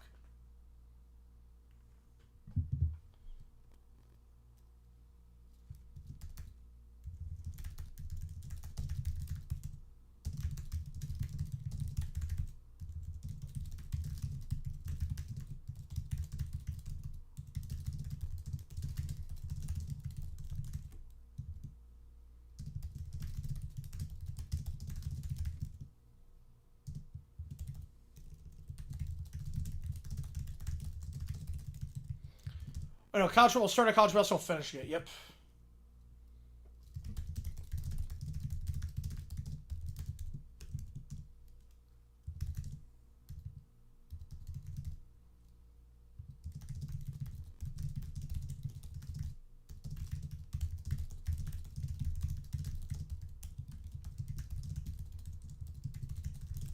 The trade deadline's great. I mean, every other sport has a trade deadline. But MLB's just so late where you know if you're a buyer or a seller by that point. So, and you have a farm system, too, that changes things. Like, you have, like, no other league has a farm system where the MLB has.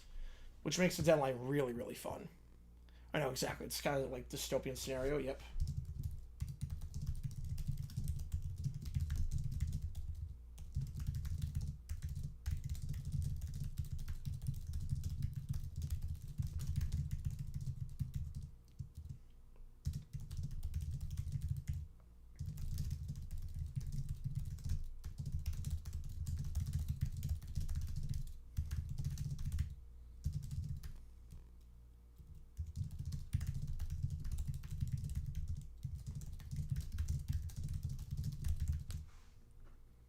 That was eons ago, yeah. That was back in the 60s and early 70s. Right, mid-season? I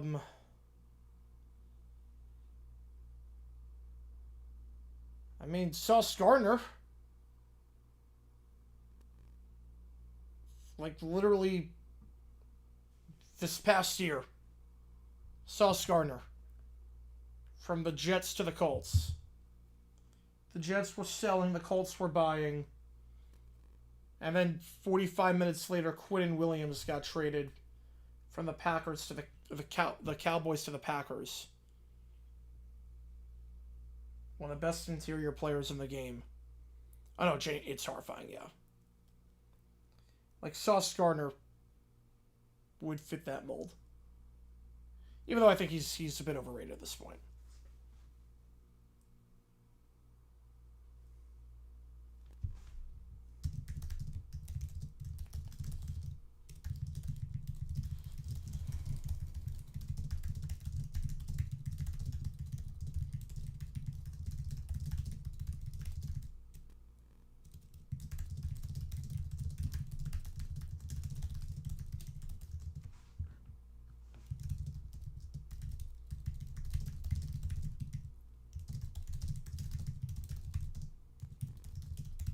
The quarterback? Mid-season? Like that? So hard because of the playbook. Like, learning the playbook is so hard. If you're a quarterback, it's so hard. To do it mid-season. Like, at the deadline? I mean, I've seen it, like, during, like, cuts. I've seen it during cuts. Like Sam Bradford. But when Bridgewater got hurt. Yeah, I'm not sure they're not going to trade Baker mid-season.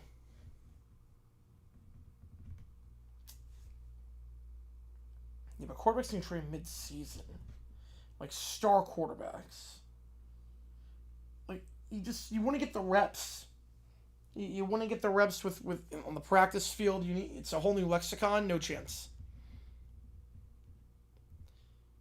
Another reason I watch Shuffle and Gymnastics, men's sports are a complete circus. And what is the WNBA? Jesus. It's like there's a new show every day in the WNBA. You want to talk about a circus?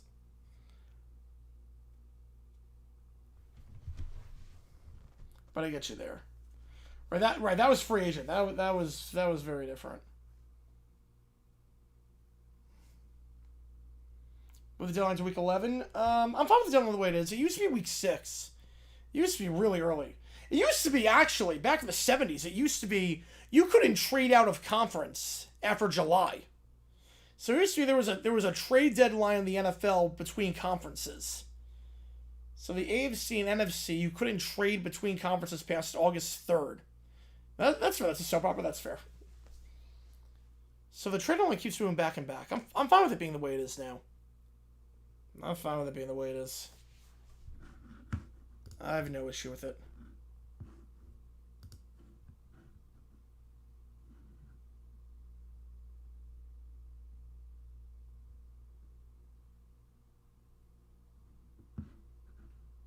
You know by the time the deadline is, it's like week 10. You know by the time.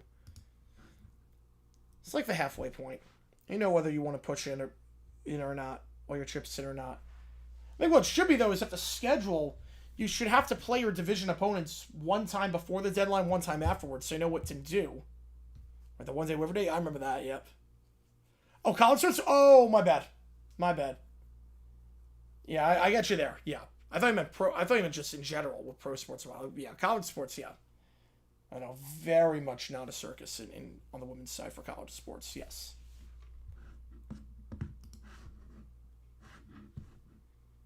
I thought I meant just in general, like pro sports. I'm like, what? Fulham this year, they made some interesting transfers.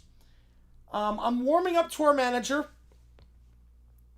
The Cons, they actually spent money before the deadline, which feels weird.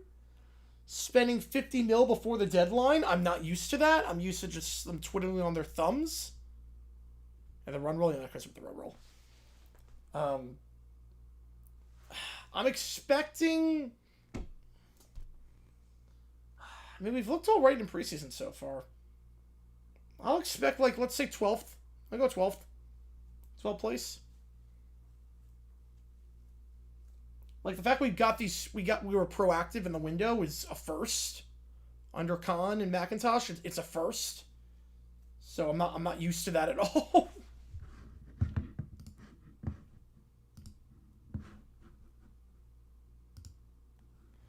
Birmingham North and Championship. Yeah, I think around mid-table. Yep. Around mid-table. Like upper end of the mid-table. I can definitely see that.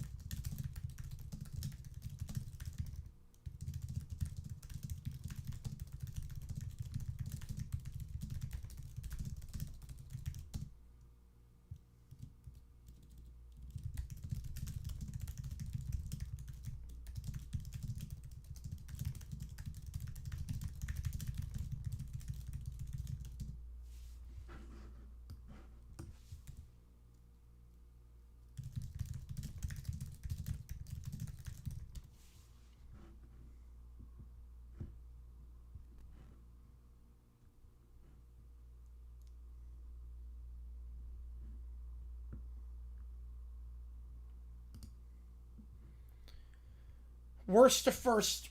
Well, first to worst, Steelers. That's easy. Worst to first, Lions could do it. Saints were last in the division. I could see the Saints.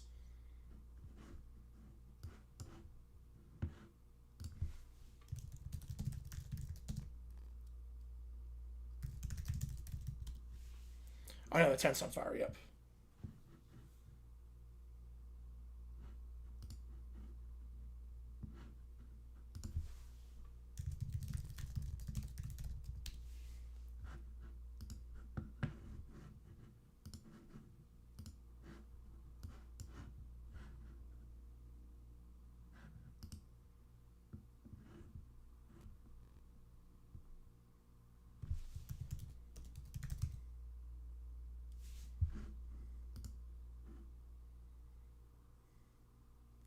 Taylor, if they miss the playoffs, he's gone. Yeah, that'd be 4 straight seasons. He's gone. He's gone at that point.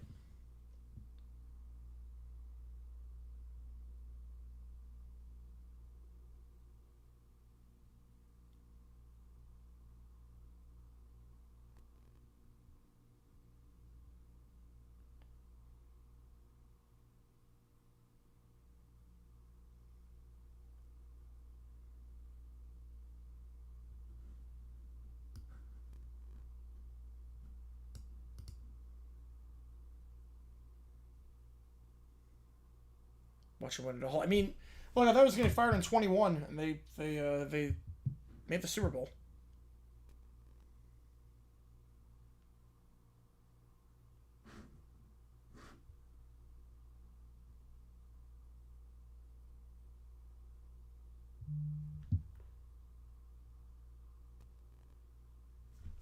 So why not? I got Joe Burrow. Anything's possible.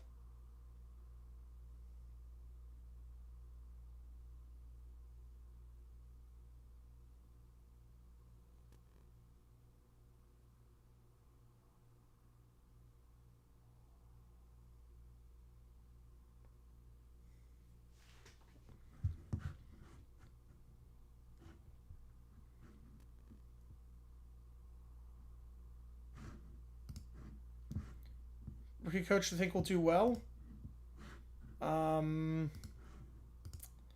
Minner. I think Jesse Minner's going to do very well with the Ravens. I think they make the Super Bowl.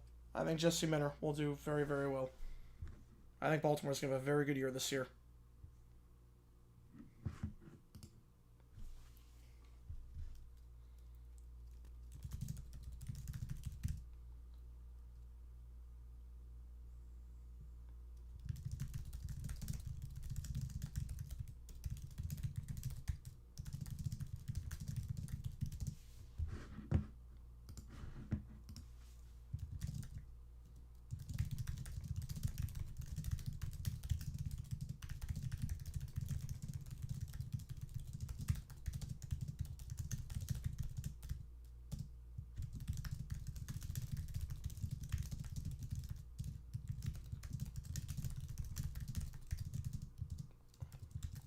Third nothing over 3 innings. Jeez. I mean, at that point, everyone wants to go home. At that point, no one's having fun. Everyone wants to go home. At 12, everyone wants to go home.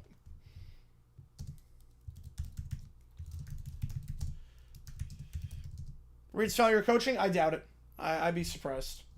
Unless his health fails him.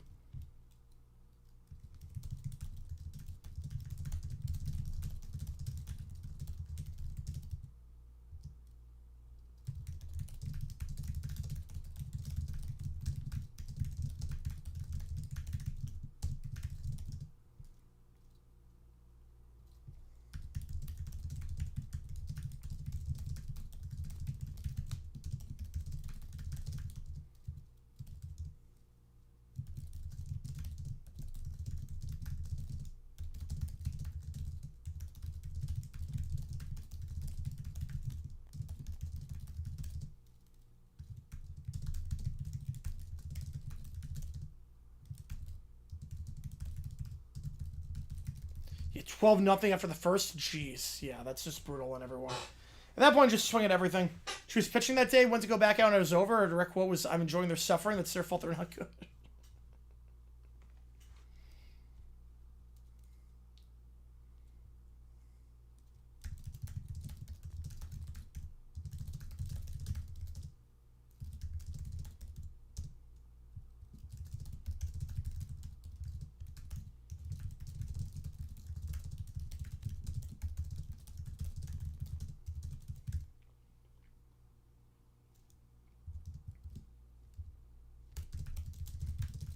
she was 12. Yeah, that's a good mindset, though. I think that was my mindset, too. I just want to prolong the suffering. If I was in a good spot, I'd prolong the suffering. You don't like it? Try and stop me. That was sort of like the younger kids. I would never let the younger kids win. To be like, okay, if they finally beat me, they're going to feel accomplished in life. Like, it'll be that much sweeter when they beat me for the first time. Whenever that day comes. But they haven't beat me. So I'm not just going to give them that. First of 4 games, you can't call it until the 4th inning? Jeez. Oh, God, it must have been playing in darkness by the end.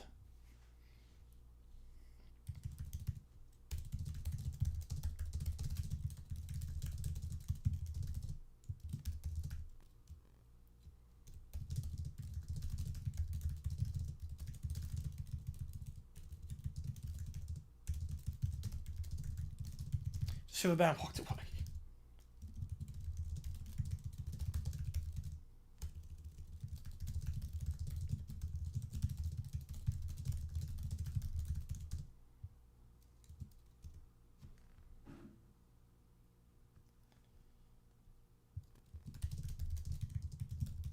Game started. Oh, game started at him? Oh, okay, that's not bad then.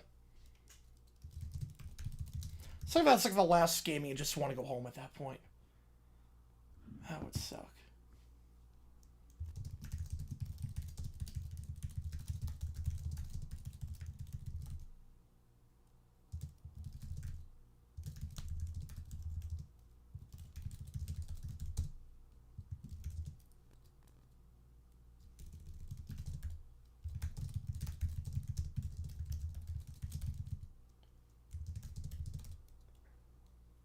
So it's about 6. That's a long day.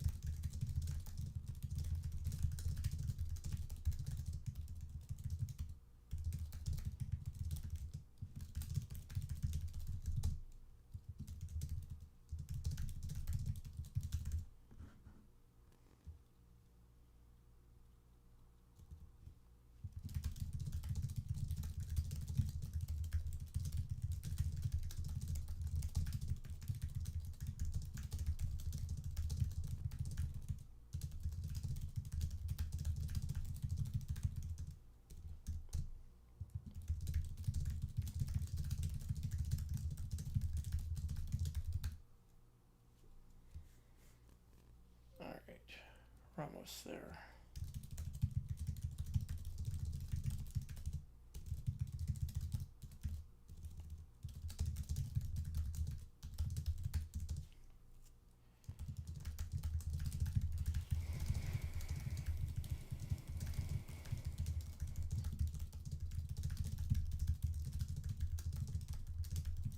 $300 for 9 hours? Oh, that's more than I make in a day.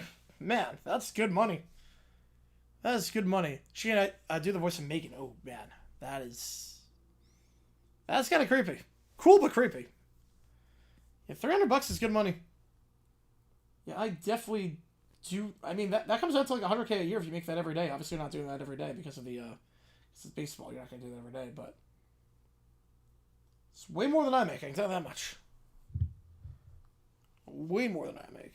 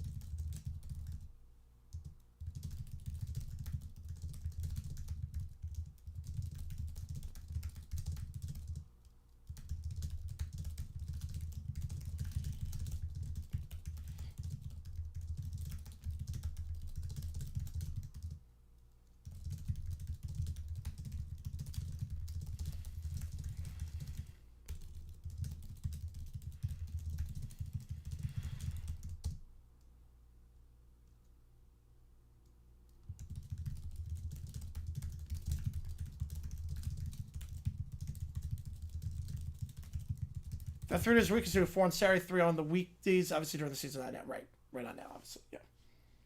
Still pretty good money. It's pretty good money. Yeah, I wish we could get to the Empire game. Minus the parents. I mean, the parents would just drive me nuts.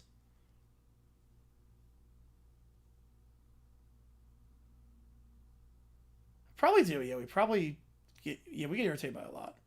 And then 4 on Sunday. Sundays probably have to be very lucrative.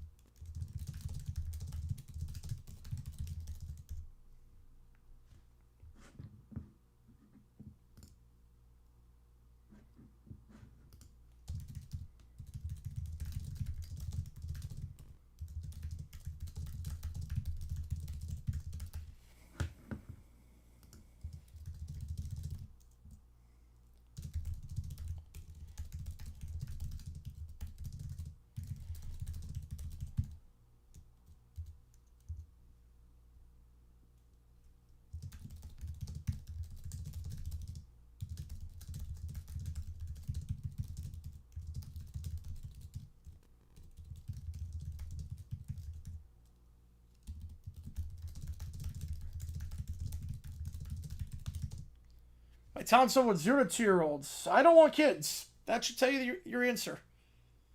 That should tell you my answer. My tolerance level with 0 to 2-year-olds. It's at a point where I think there should be a rule, a government rule, that no kid under 10 can fly a red-eye flight. Orlando's the exception. Oh, 99 for JV and 125 for varsity. That's really good. That's good. 100 for JV, that's more than I would have thought. Yeah, tolerance level with 0 to 2-year-olds. Yeah, I don't know if it's my tolerance level. Like, I have no tolerance with the parents that don't remove their kid from the situation. Like, they're screaming, get them out. They're gonna scream, they're kids, but get them out. Don't have me suffer along with it. If your kid is screaming, I get it. They don't know any better. They're overstimulated. But get them out.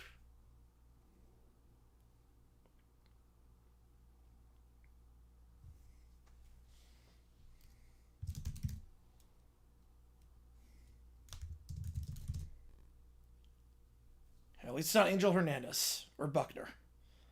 At least it's not one of those two guys. Name Infinity, yep, we're a match. There you go. Sign me up. Sign me TF up.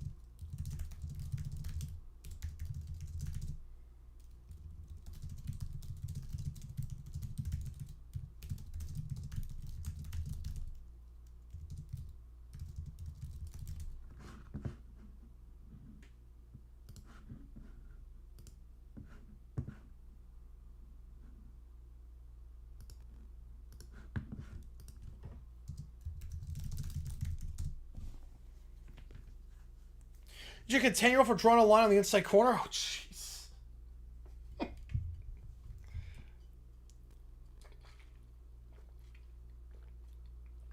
Oh, my God. The ego. Oh, my God. You gotta have kids that think they know better. Zero customer tried to climb a floating staircase. Stood in front of him, left hand on left hip and right hand holding the phone sit there for 5 minutes straight. Jeez. Yep, kids trying to climb staircases. That's, yeah, that's pretty normal. Trying to climb anything they can.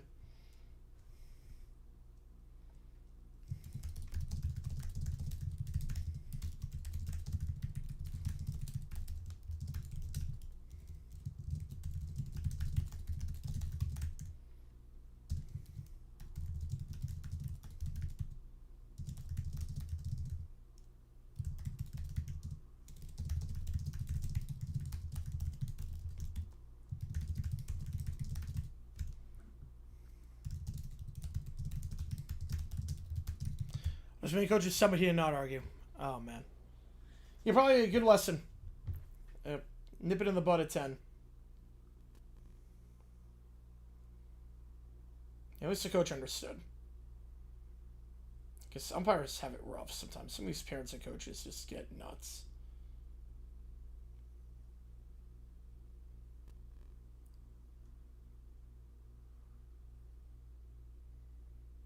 Oh, no, I would question about too. For not watching your kid for 5 minutes.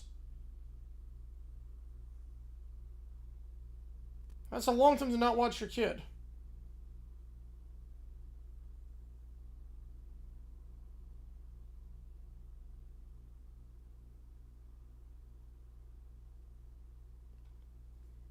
You per match in that regard? Yeah, thank God. Oh, yeah, you know everyone's have a deal with you for 10 games? Yes, so don't make enemies. No, it makes no sense to make enemies like that.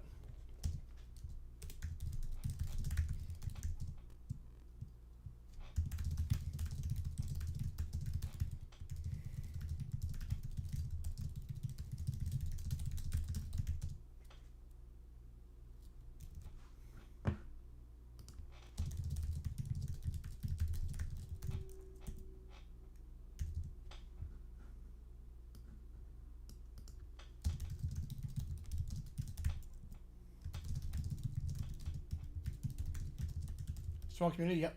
It's a lot of industries. A lot of industries you realize. Small community, everyone knows everyone.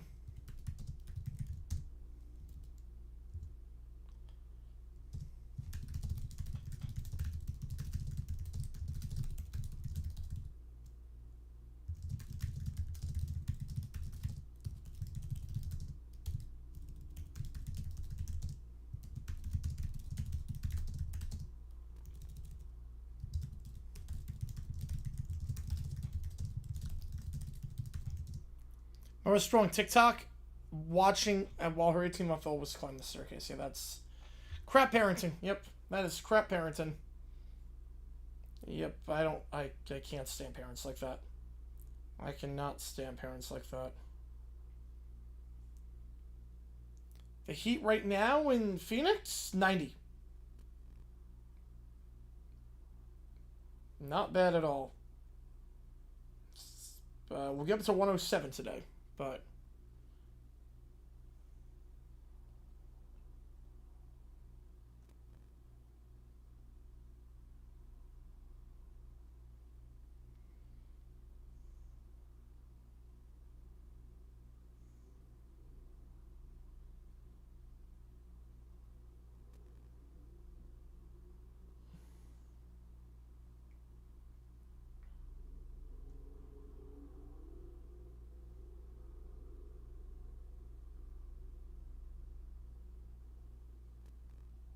which 107 in LA? Wow. You know, it had like one. Yeah, when I got back out of Cardinals camp, it was 116. It was 116 when I got out of Cardinals camp today.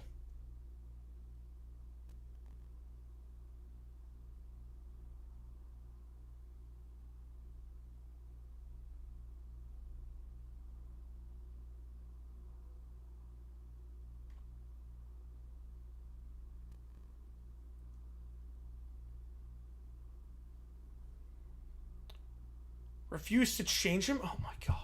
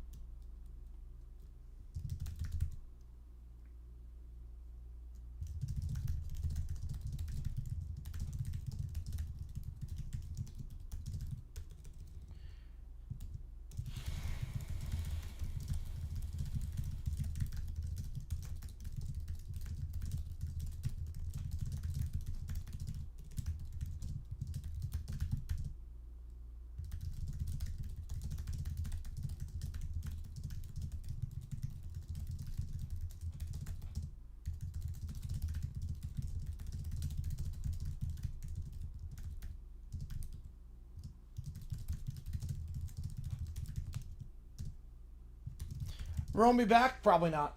CBS is looking for a way to get out of that contract. $72 million is a lot of money to pay for someone who's been declining and you can't trust. They have a way out. They have a big-time way out with the character clause. They have a rising star in J.J. Watt. They have a way out of the contract with Tony Romo. This is their one chance to get $72 million back. It's a free $72 million. I would take it.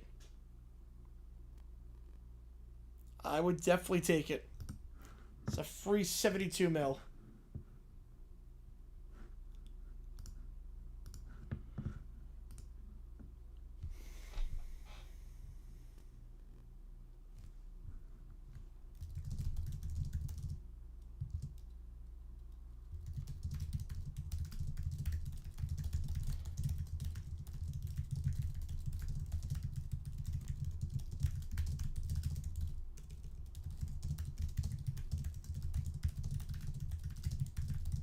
Yeah, I think he's done at this point. Yep. No, I would not want to find that out. Nope. I'm the same way. I don't want kids. And I already know that. I've known that for a while.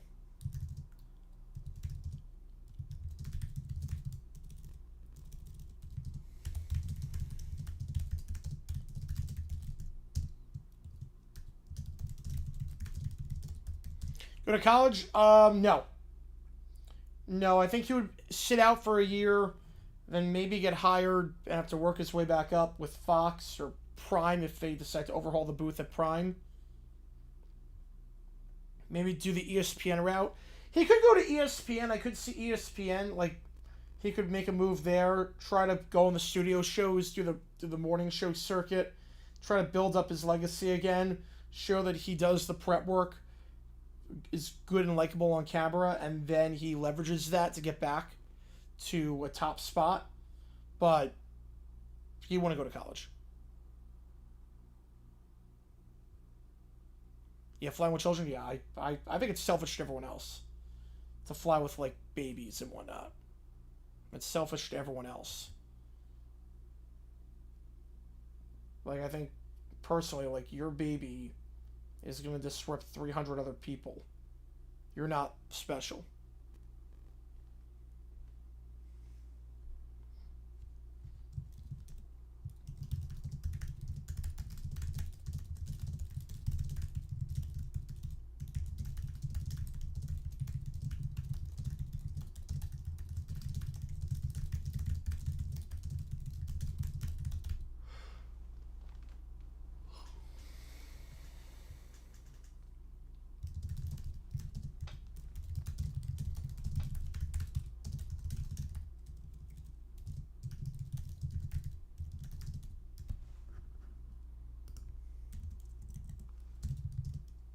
The two have so much alike on this, so God.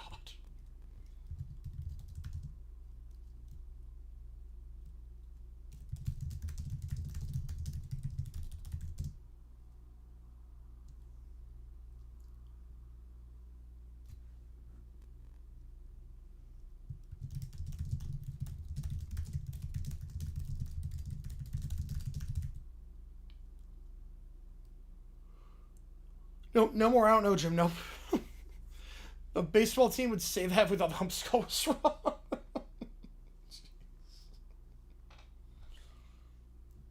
That's quite the catchphrase.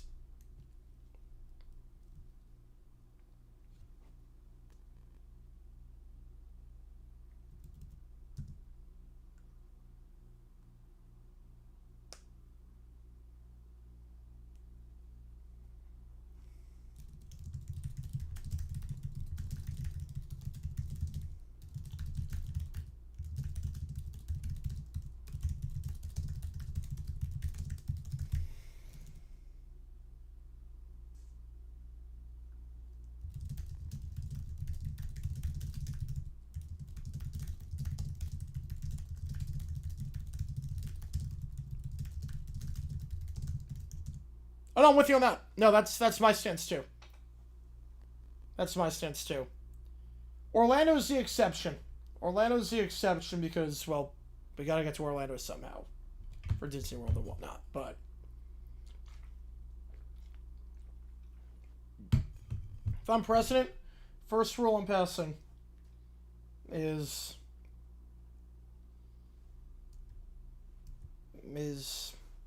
I'm going to use the Commerce Clause for it. Babies cannot fly red eyes. I'm using the Commerce Clause. The logic I'm using on Commerce Clause, interstate commerce, you're flying from state to state because babies cry on planes. It disrupts people's sleep schedule, makes them less productive at work, lost productivity, impacts the economy, and that deals with commerce. I'm using the Commerce Clause on that. Pretty much, you learn in law school, use the Commerce Clause on anything. You can get the Commerce Clause in anything. If I'm president, first rule I'm passing, you have babies, red eyes, nope. Not a thing. Obviously, if a flight gets delayed, that's one thing. But scheduled red eyes from 10 p.m., any flight that leaves at 10 p.m. and gets in at 6 a.m., anything from 10 to 6, nope. But I'm also with you on that one. No, I'm not crazy about babies on planes. I'm not crazy about that. But it should be banned on red eyes. It should be 100% banned on red eyes.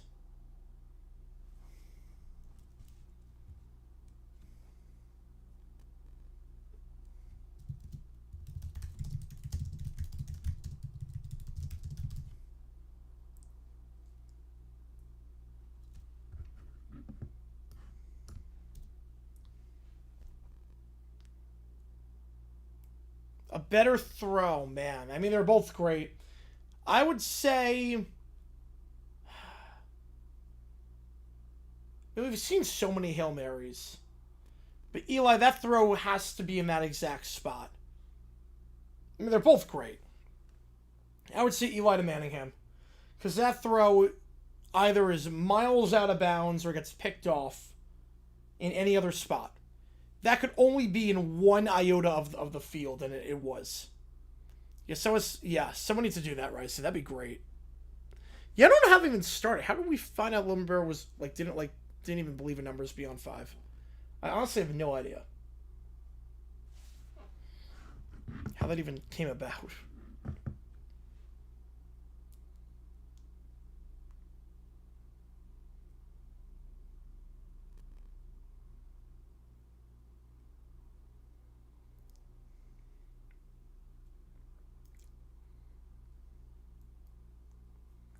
Man.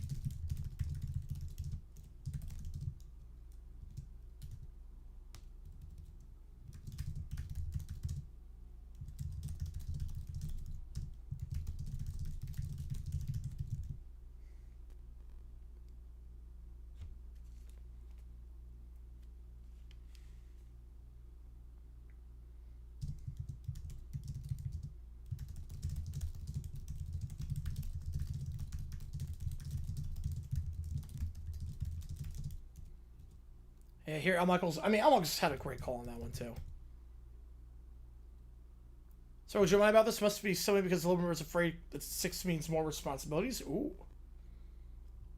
She once stared at drawing something on her iPad, left the scene, went somewhere else. I mean, when I'm at airport terminals... when I'm on airport terminals... Another thing, babies can't fly first class. I would make that a rule. Babies cannot fly first class. But... when I'm at terminals, I don't sit near the gate. I go very far away. I'll find a corner and just work work with no one around me. I'll find a chair in a corner where there's no one and just work. I can't deal with people.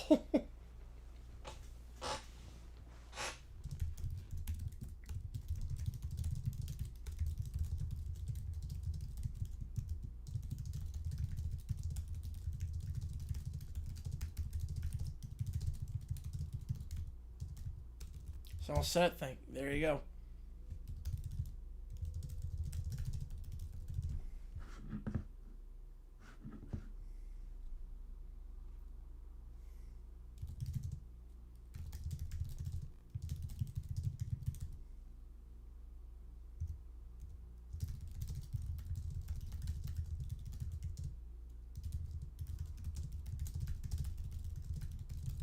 Raspberry throat relays to bear pass. I think that's fair.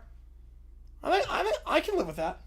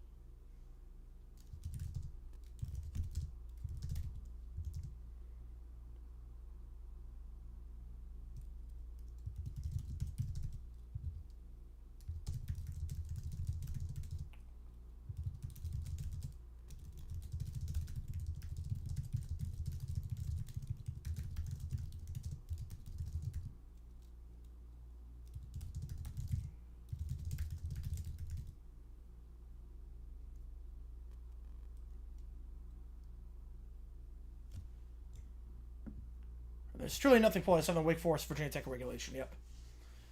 Another customer had to have her tonsils removed while Blakely's grandmother looked after her for 3 weeks. Oh, jeez. 3 weeks? Oh, my God. That's a long time to look after someone.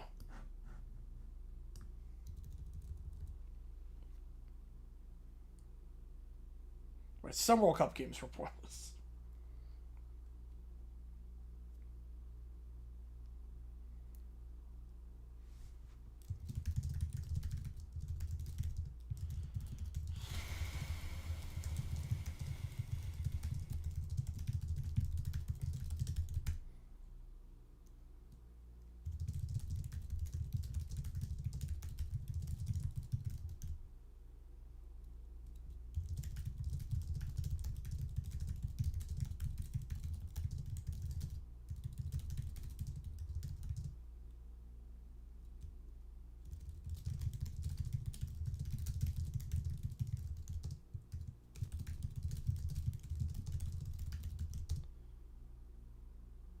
She bedridden for 2 weeks with tonsils removed? No one's bedridden with tonsils. How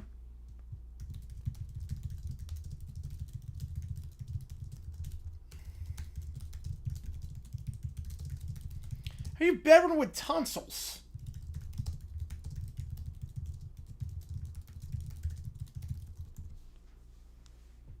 Yeah, I do the same thing. More forgotten, the Curious Probable catch, the rookie Pearl touchdown. Pearl touchdown, easily. Pearl touchdown's way more forgotten about. The bobble catch is very much in the vein of the David Tyree and the Mario Manningham, where you just have that feeling like, oh, here we go again, and then Lynch, they didn't give the ball to Lynch. But Pearl gets forgotten about big time.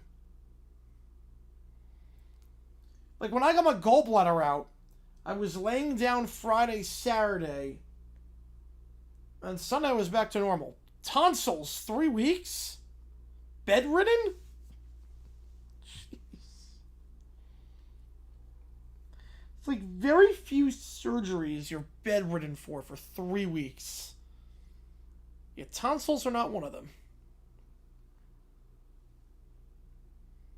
Like, I had my adenoids out. I was back to eating, like, I was eating soft foods for a week, but I wasn't bedridden.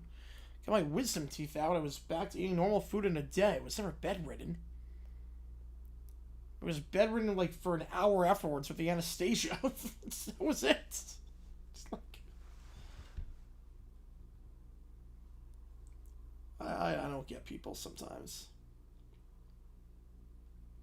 I don't get people. It doesn't make sense.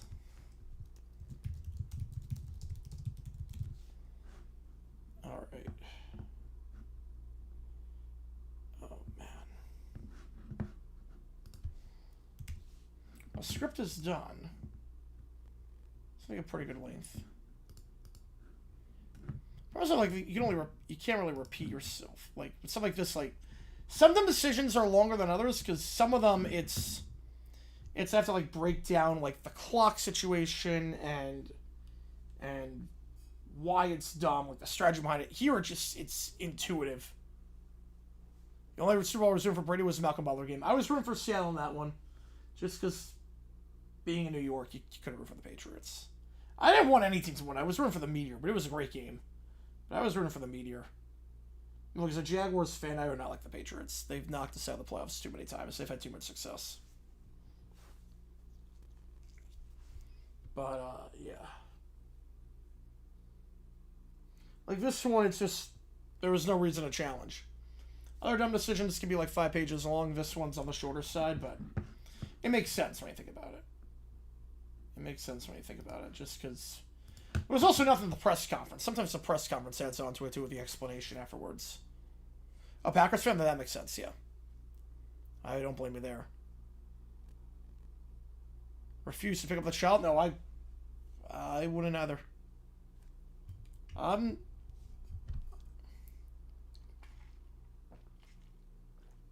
completely get that. Completely get that.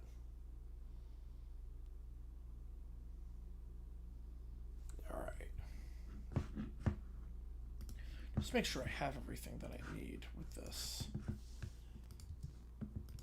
hopefully nothing is too crazy. I think everything's good. Wait, I need the clip of the play itself. Hang on. That's fine.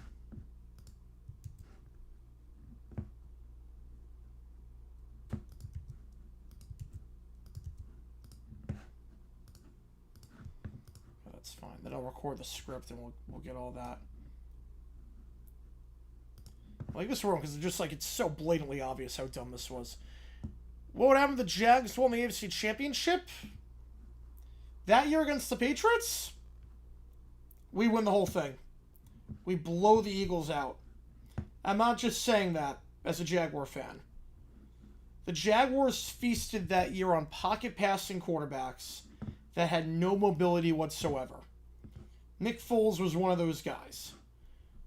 The Jaguars were very good against those types of passers. I mean, the only quarterback they struggled against was Brady with that. But that's because his release is ungodly quick. Foles, we would have clamored.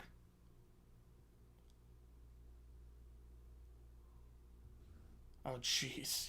Yeah, that's nuts with Blakely. That is nuts.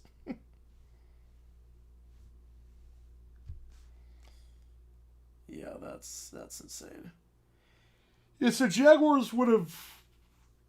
96, they would have lost. The Packers were winning that one easily. The Packers, number one offense, number one defense. They were a runaway freight train that year. 99, I think we beat the Rams. We beat every team but the Titans. I think we would have beat the Rams. The Titans just had our number. And I think they had our playbook, too. Greg Williams stole the plays. 17, we blow the Eagles out of the building. Like, I think that game could have been Super Bowl 48-like. I truly mean that. That game could have been a Super Bowl 48 kind of bloodbath.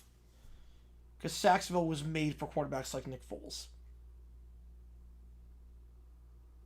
Like, that was where they thrived. been really weird, though, because nothing was going to stop the crash back down to Earth afterwards. Yeah, I think about 80. I think 80% sounds about right. 85%, something in that. I'll say 85%. I'll go with that. One of these days, it's got to happen.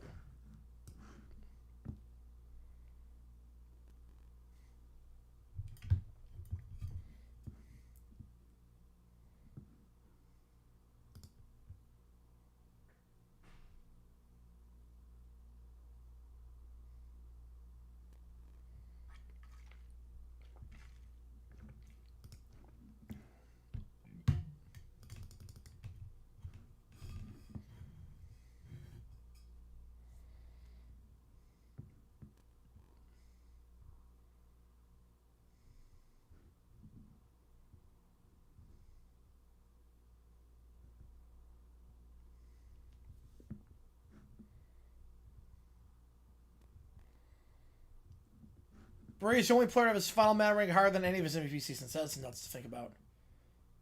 Yes, we do. Oh, God. We would leave immediately. We would leave immediately. We give each other the look and be like, yeah, let's get out of here. Let's go somewhere else. Remember, record the script, and then we will see where the rest of the night takes us with this. Again, this is going to go on JG8. But let's record this bad boy.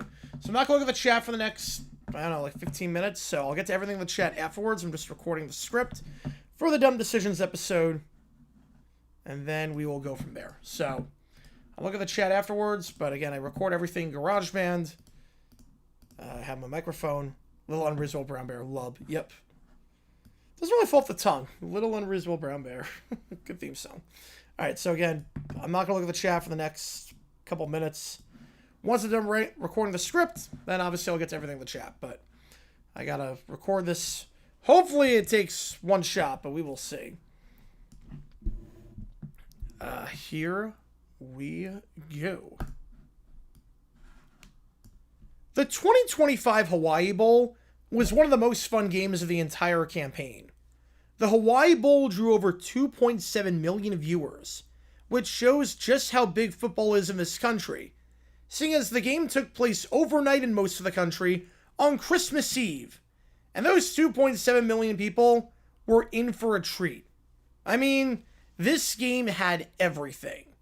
Hawaii, a team in shambles the previous few seasons, being bowl eligible, falling behind 21-0, coming back to take the lead in the fourth quarter, only for Cal to immediately answer with a touchdown of their own, only for Hawaii to drive down the field with no time left, their starting quarterback to get injured, and Luke Weaver, the backup who had been benched earlier in the season and had 1 foot out the door, to come off the bench ice cold and on his very first play of the drive, throw an absolute dime of a touchdown pass to win the game 35-31, clinching Hawaii's most successful season of the 2020s and setting the island fans home in the holiday spirit.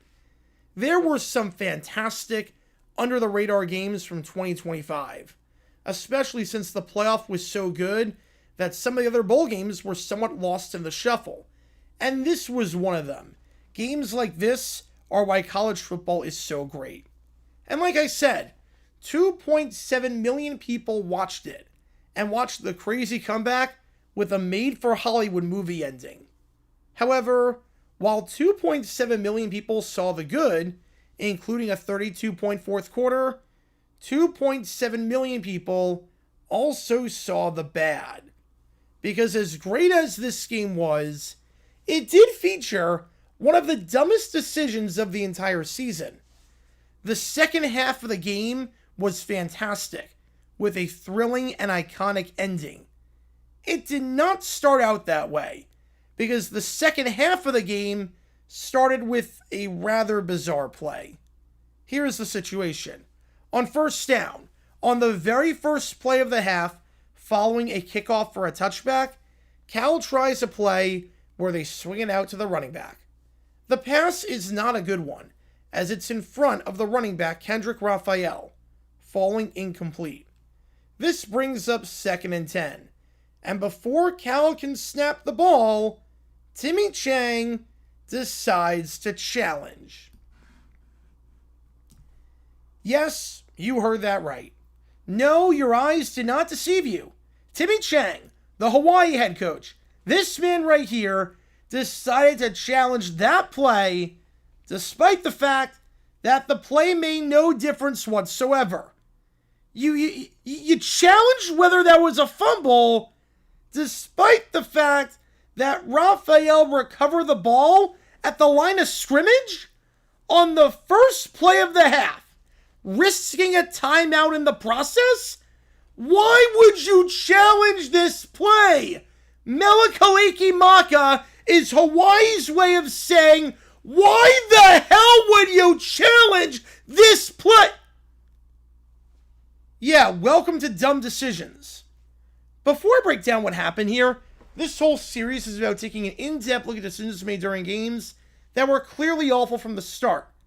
This isn't something to look bad in hindsight. Rather, this is something to look awful almost immediately.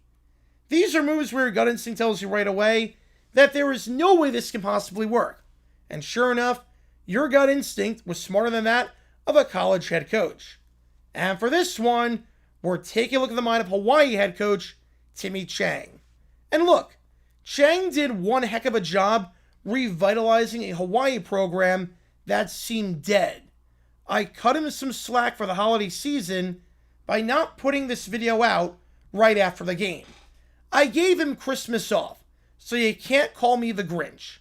But now, enough time has passed where my heart has shrunk 3 sizes, and I can acknowledge how good Chang was for Hawaii last year, and how he seems to have his alma mater going in the right direction, and how incredible this game was, while also saying how absolutely moronic this challenge was. It truly might be one of the worst challenges in the history of college football, and I do not say that lightly, because it served absolutely no purpose. So with that being said, let's take a look at why challenging a fumble that was recovered by the opposing team and trying to overturn an incomplete pass is a really bad idea. And I want to make something clear, which makes this challenge even more bizarre. I would be doing this video if Chang won the challenge.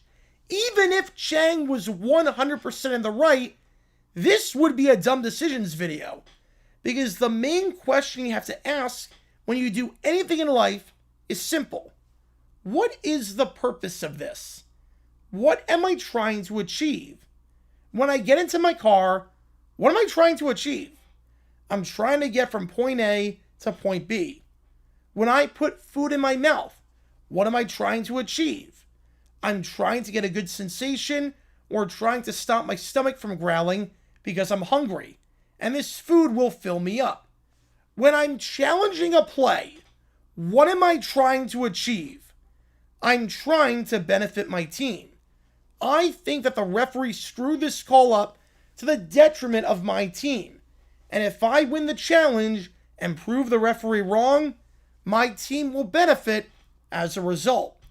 Well, let's see what would happen if Timmy Chang actually won the challenge. The ball was snapped at the 25-yard line. When Raphael recovered the fumble, he recovered it right by the 25-yard line. The play was ruled an incomplete pass, so the ball is spotted at the original line of scrimmage, which is, you guessed it, the 25-yard line. However, you're adamant that this was a fumble. If this was a fumble and you were right, then the ball would be spotted at, you guessed it, the 25-yard line.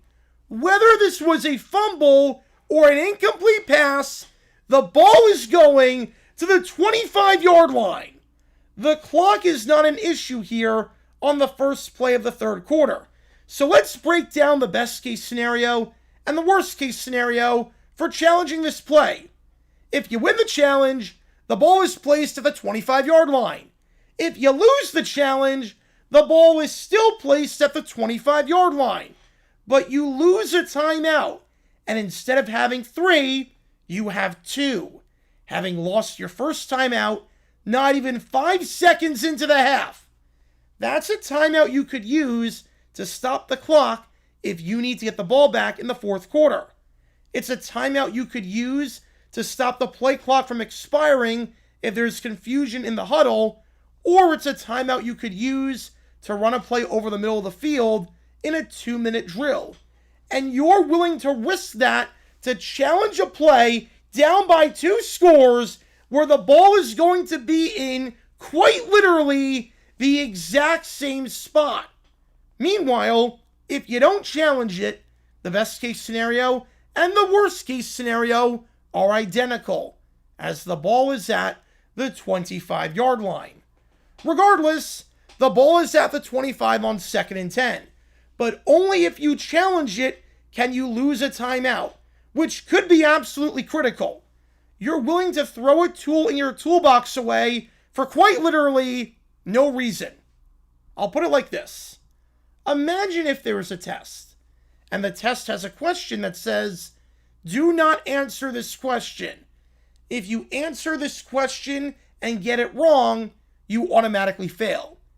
And this isn't a question like how many sides are there on a triangle. This is a question that you genuinely do not know the answer to. Would you answer the question? You get no points for getting it right, and you automatically fail the test if you get it wrong. If you leave it blank, it carries the exact same result as getting it right, with obviously none of the risk.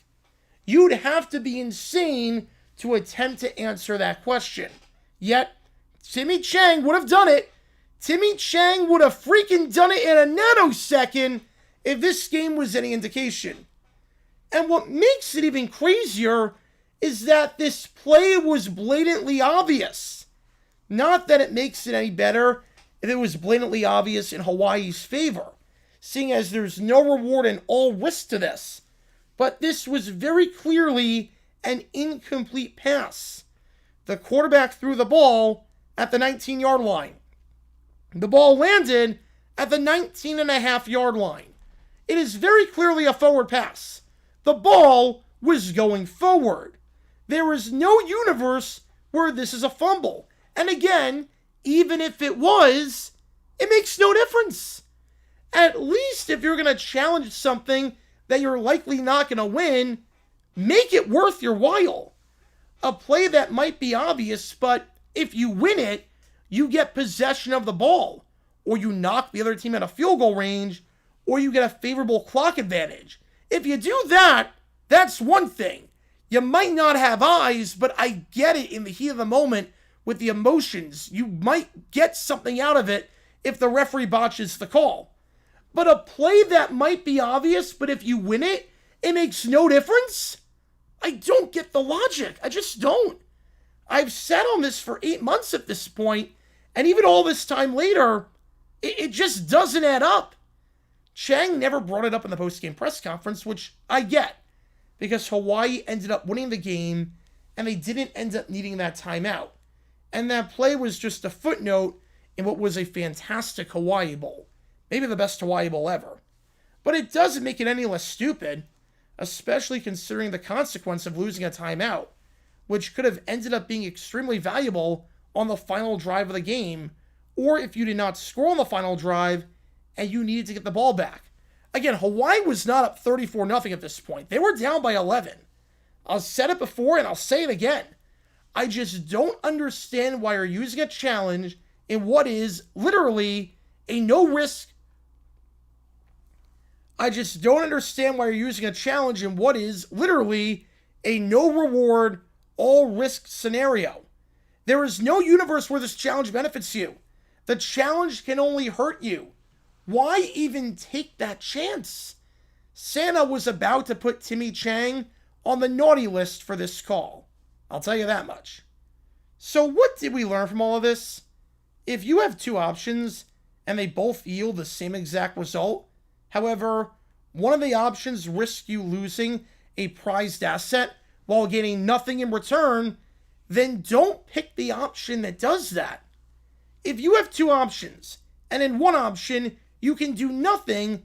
And in the other option, you can do something while risking something, but both options result in the same exact objective being achieved, then don't choose the option that results in risk. It goes back to my first point. In life, everything you do has a purpose. Whether you realize it or not, it's got a purpose. There's an objective, no matter how small it is, to everything you do. There's a reason why you're doing something. And if that reason does not make any sense, because it does not benefit you in any way, not in the short term, not in the long term, not in any term, it can only hurt you, then don't do it. It's been 8 months, and I'm still looking for any reason why Timmy Chang challenged this play, and I still can't find a purpose or a reason, other than he just felt really superstitious about having 3 timeouts to start the second half for some reason. Other than that, I've got nothing. Absolutely nothing. Because when all these elements are in play, you can't exactly be surprised when this play backfires. Talk about a dumb decision.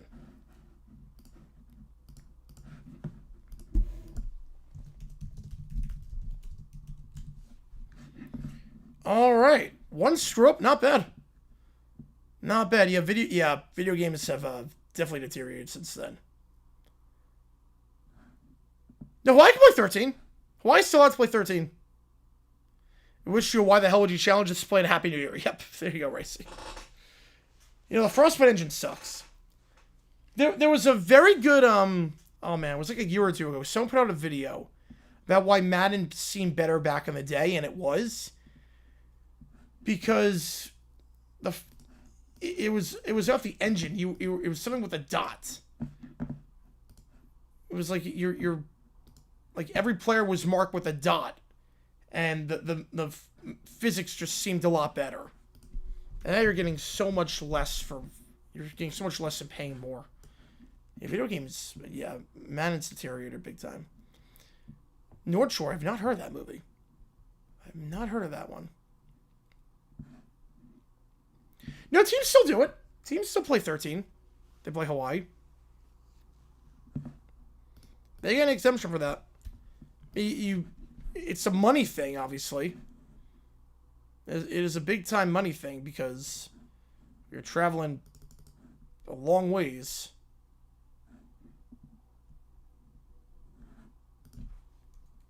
But it's, teams still do it.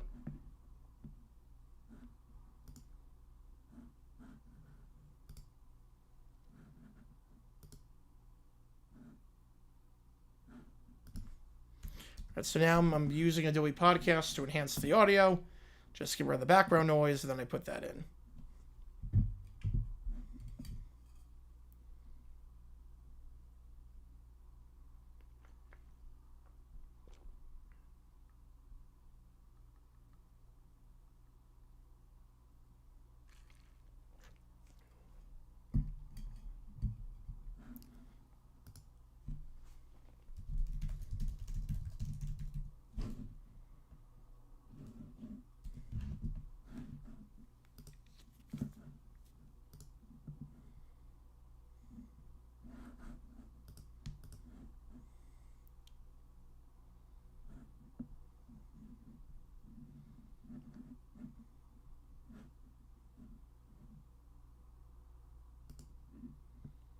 And just waiting on this.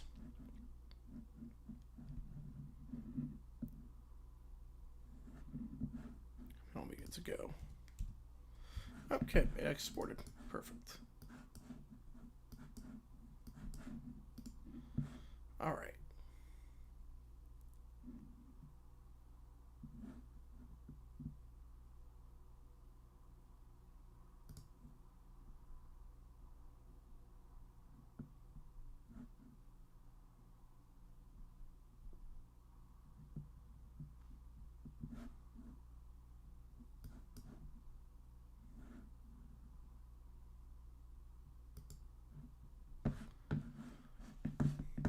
So now I have the audio in. I mean, everything sounded pretty good. I don't think there was any, like, major clicks.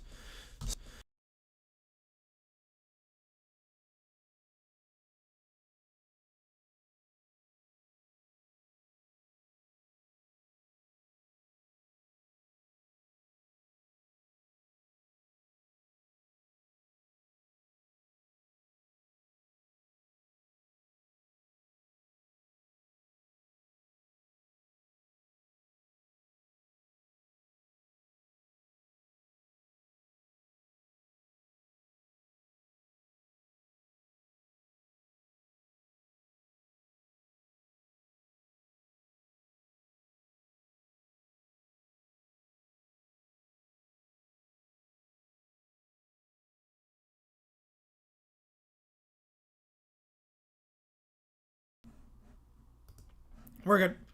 Yeah, no, long story short, anytime I take my headphones out, happen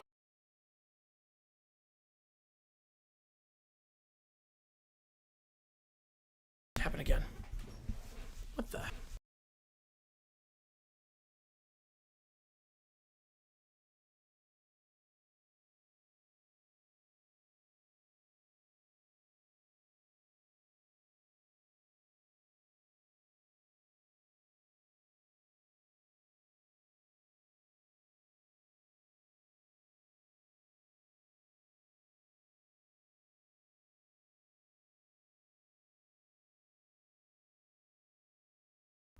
There we go. Okay. Yeah, anytime I take my headphones out, and I have to take my headphones out when I edit the audio because there's a bit of a delay. So I have to when I take my headphones out, OBS thinks, yeah, you don't need your microphone anymore. So I have to unplug the mic and plug it back in. So apologies about that. That's an OBS thing. But we're good now. Yeah, last time a big... Yeah, sometimes Big Ten teams do that, some of them. I mean, Arkansas played at Memphis last year. They're not really a small school. They're in the American, but they're outside the power conferences. So, I mean, Arkansas last year against Memphis to some extent. You want to count that? I mean, Bama played at Duke a couple years ago, which was bizarre. Like, Bama played at Duke. We're never going to see that again. That's a weird one. Bama at Duke. All right.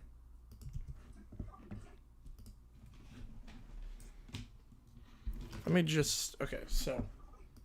Again, I don't think there's going to be too many issues with the audio. I know we screwed up one time with this, but it's not too bad. All right, here we go.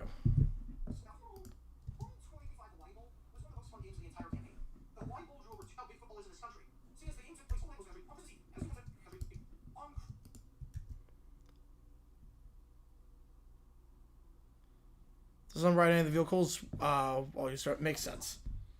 I get that. Depends if there are drivers on the road.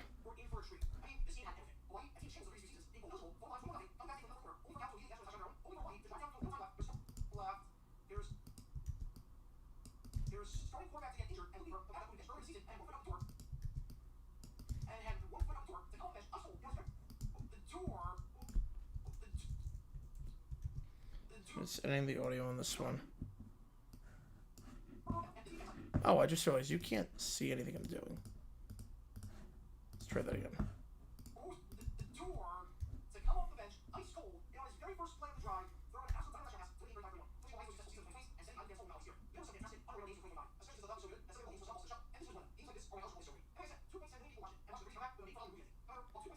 Just screaming once in a... Oh, that sounds annoying.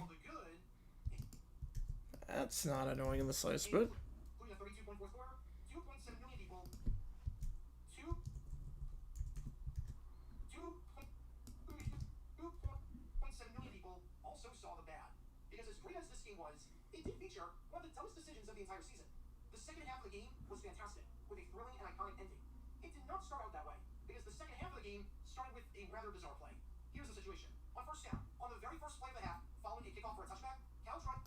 Alright. Where's that?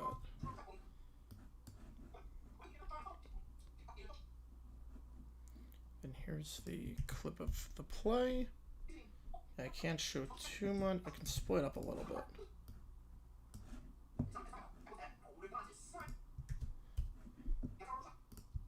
Cal tries a play where they swing it out to the running back. The pass is not a good one, as it's in front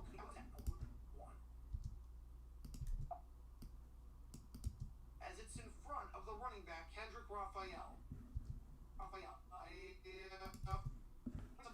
Oh, wait, maybe not. Yeah,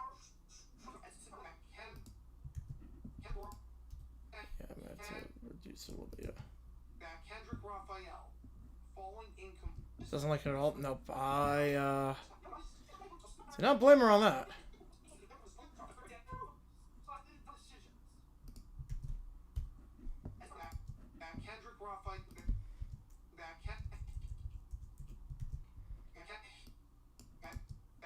Raphael, falling incomplete. Let's get rid of the clicks. Incomplete. This brings up 2nd and 10.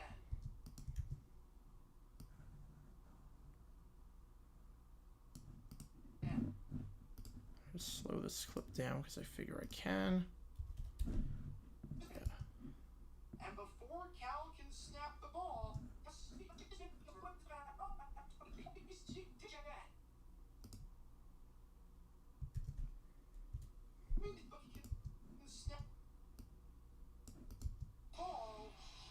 Hits forward and goes the yard in front of JKS. decides to challenge. Oops, not what I meant to do.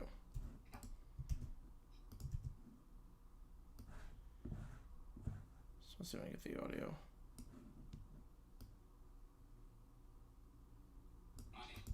For any advantage he can get here down 11. But still, Timmy Chang, he's looking for any advantage he can get. Here as it would only net them 2 yards. That's it. Together ruled an incomplete pass.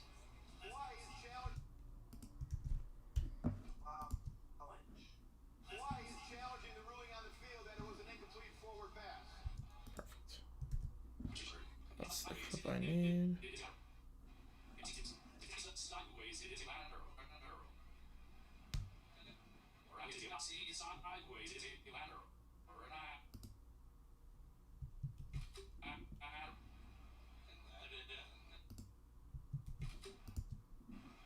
that is right down that line. All right.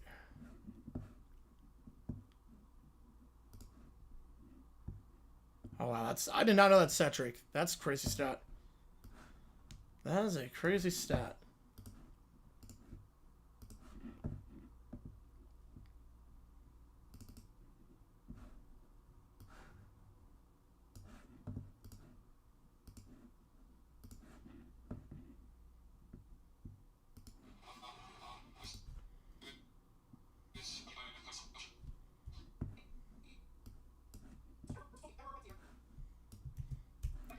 Only got the Chang clips I put in here. Yes, you heard that right. No, your eyes did not see you. Timmy Chang, the Hawaii head coach. This man right here decided to challenge that play, despite the fact that the play made no difference whatsoever.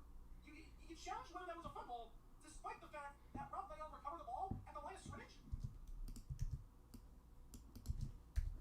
At the line of scrimmage? On the first play of the half, risking a timeout in the process? Why would you challenge this play? Kaliki Manga is Hawaii's way of saying, what? Why the hell would you challenge this play? All right, perfect. And the rest should be pretty straightforward.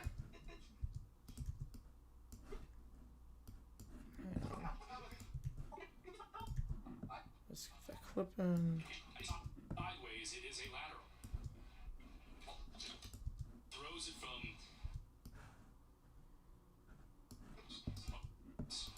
The ruling on the field of an incomplete forward pass is upheld.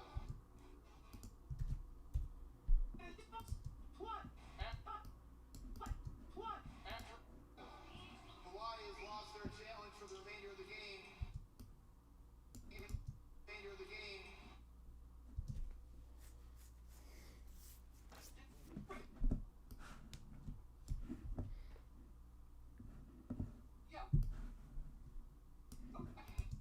Yeah, welcome to Dumb Decisions.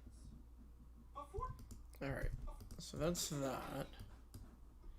And then I have obviously the dumb decision monologue clip. Throw that in. Throw that in. All the Chang clips we put in like that.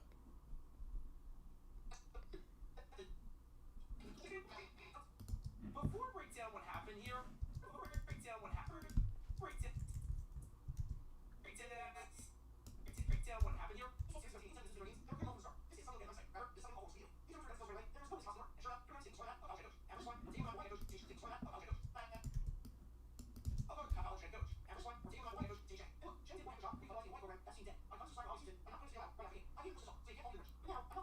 4 teams in.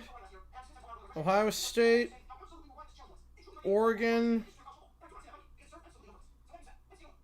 Indiana. I think Hoover's pretty good. It's hard for me to get used to the Big Ten Rebels. I don't blame me there. Riley, I'm not sure Riley's ever going to know them. I'm not crazy about Underwood. I do like winning him a lot. I'm not crazy about Underwood. I'm not crazy about Underwood at quarterback. So who would the 4th be? Oh, man. It would probably mean that Underwood makes a big jump. Maybe Penn State. Campbell's going to do wonders with that team. I can see Penn State. I go Penn State. It means to get 4. Penn State's 4th.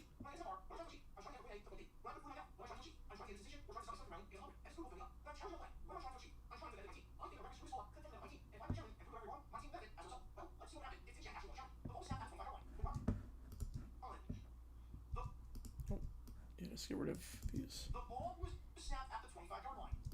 At the 20. At the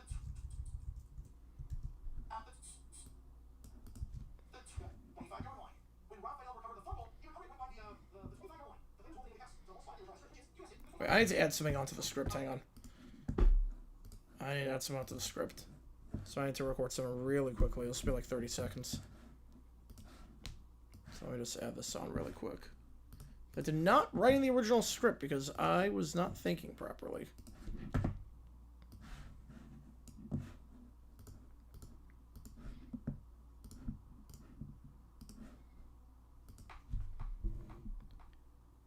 And you don't just lose a timeout, which could be valuable. You lose your only challenge for the remainder of the game. That is massive. If the referee blows a call down the stretch, you can't do anything about it because you just completely whiffed on your challenge because you were so busy trying to correct the referee for something that would have made literally no difference whatsoever. Hope it was worth it. Yeah, I was like, you know what? Yeah, I didn't bring up the challenge part of it, so. That was improvised, by the way. That's all improv.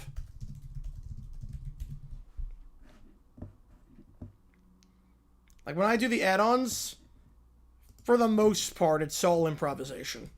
I saw it right there. Because I realized, oh, I didn't bring up the fact that you don't have a challenge the rest of the way. I only talked about the timeout aspect. I didn't talk about the challenge aspect. Like, you don't have one the rest of the way. You know, Penn State, Campbell's a good coach. So I was like, let's add that in. And never added that in. Now you see a bit behind the scenes of like improv.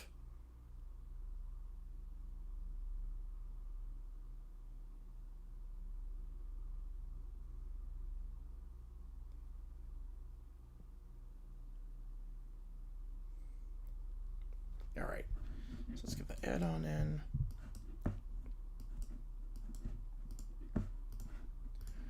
GarageBand. I don't think I need to put in any more add-ons. We'll see where this fits in. However, you're adamant that this was a fumble. If this was a fumble, you're right. The ball was flat out. You guys did. There's 25 yard line. There's a fumble. Right? Because the ball's going. There's 25 yard line. The ball is not here. Ball is right there. So let's break down the scenario. The worst case scenario. The judge is right. If you judge, the ball's placed at the 25 yard line. If you lose the judge, the ball is still placed at the 25 yard line. When you lose the timeout and say, I'm great, you have 2. And you lost your timeout. Not 1 second to that. That's the time you use to stop the clock.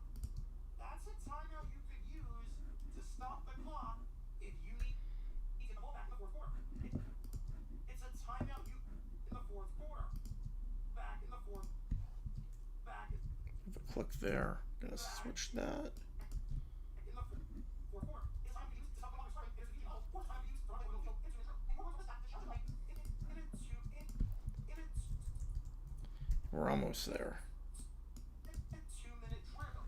And you're going to risk that to challenge a play down by 2 scores where the ball is going to be in quite literally the exact same spot.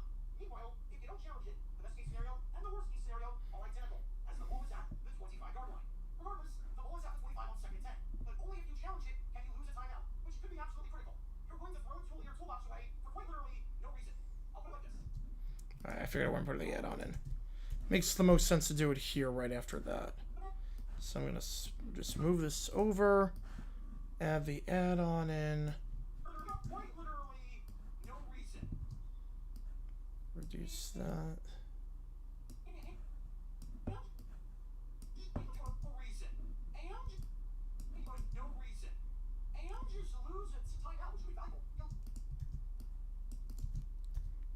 Oops. Your own challenge for the remainder of the game. That is for the remainder of Almost there. remainder of the game. Remainder of the game.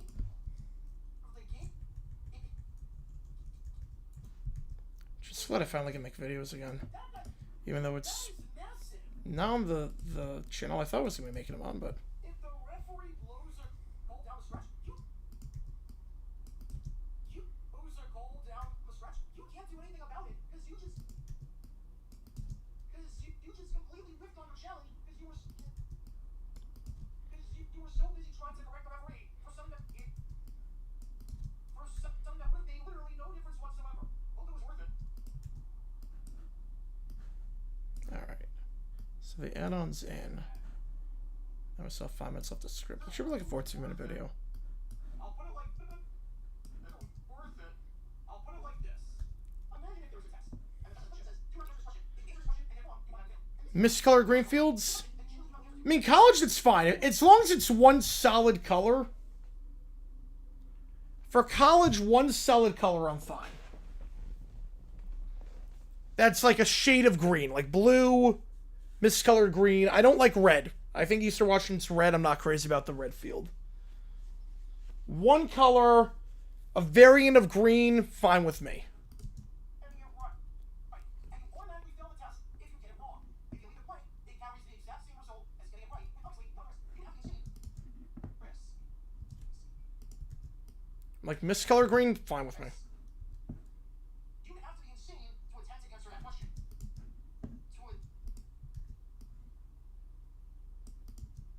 attempt to answer that question. Yet, Timmy Chang would have done it. Timmy Chang would have freaking done it in a nanosecond if this game was any indication. And what makes it even crazier is that this play was blatantly obvious. Not that it makes it any better, it was blatantly obvious in Hawaii's favor, seeing as there's no rewarding old list to this. But this was very clearly an incomplete pass. The quarterback threw the ball at the 19-yard line. Okay, yeah. Oh yeah, I need this. Yep. We have the clips.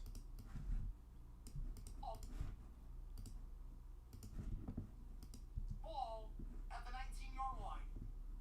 The ball landed. Line. The ball landed.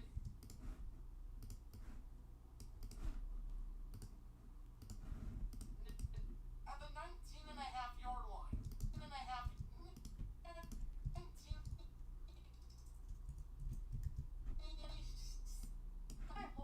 Landed at the 19.5-yard line. It is very clearly a forward pass. The ball.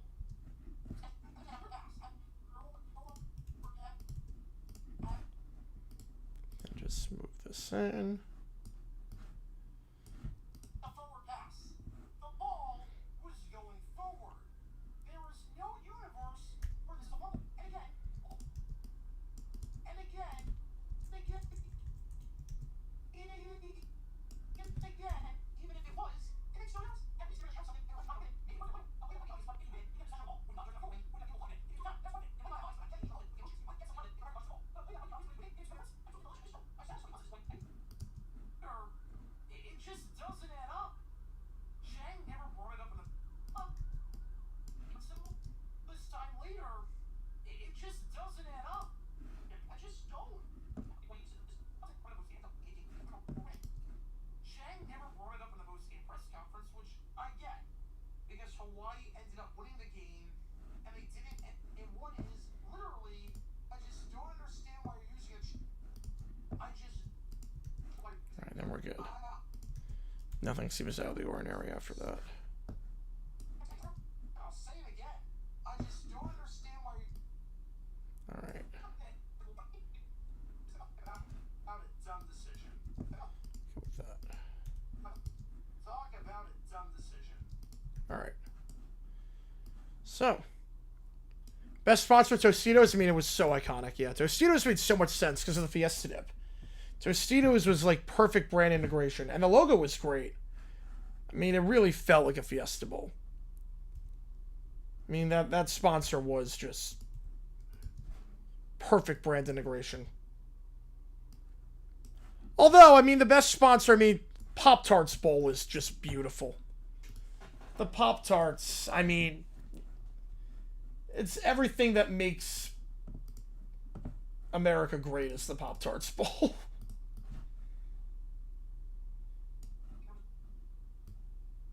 Like, best integration into an existing game, Festival, but just the Pop-Tarts Bowl is just cinema. They tell a story within the bowl game itself. It's so good.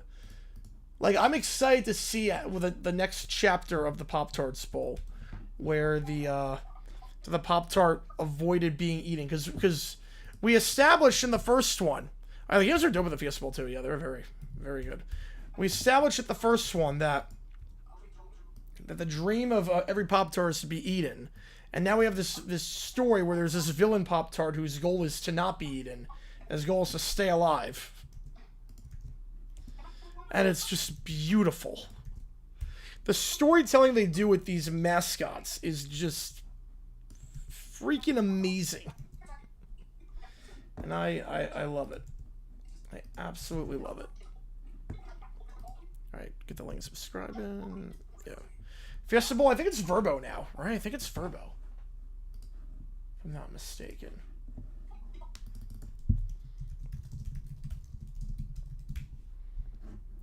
Right, I think it's Verbo. It is, yeah, Verbo, yeah. It is Verbo. Alright, so now the video is exporting. I got everything I needed to in with that.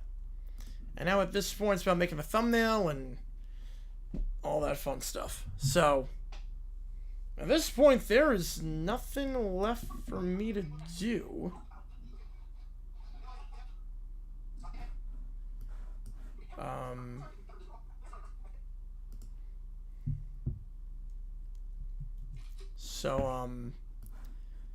Yeah, I think at this point I'm going to sign off. We finished the live edit. It took 3 hours, but we got the clips in, we got the script in, so we are good to go. And what's going to happen now is video is going to drop around 8 a.m. Eastern Time. Whenever I get this out, probably like 7 Eastern Time, if I had to guess. But it's exporting. It's going to take a bit to export. Yeah, we need Lynch to take pictures. Yeah. Because I mean, the file for this was huge because it was an entire college football game. So the file was pretty big. So I have to. It might take a bit to export and do all that. But if it's going to come out, hopefully the copyright gods are on my side on this one. If that's I appreciate you, Keith. Yeah, appreciate you guys. We hit 300 on previous streams, so we did a live edit. Again, JG9, not sure when the next vid's going to come out, JG9. I know we have a live stream around 6:45 Eastern Time on Tuesday. I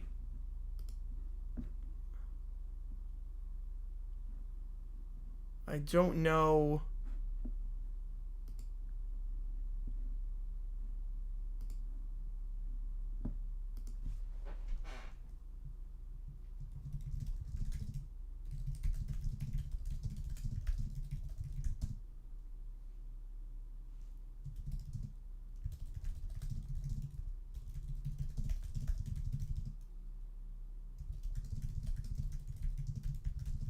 Hang on.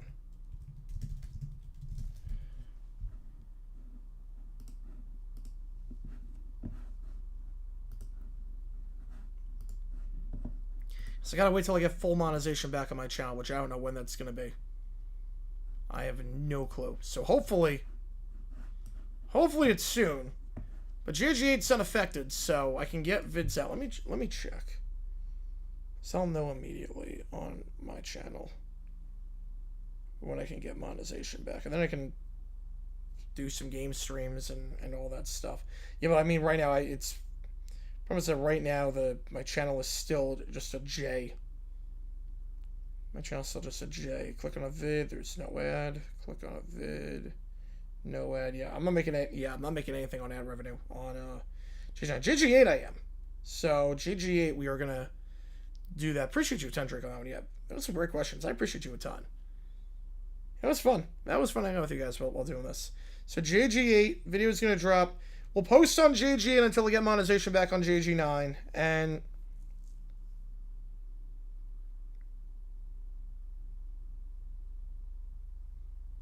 we'll do some college football stuff and whatnot.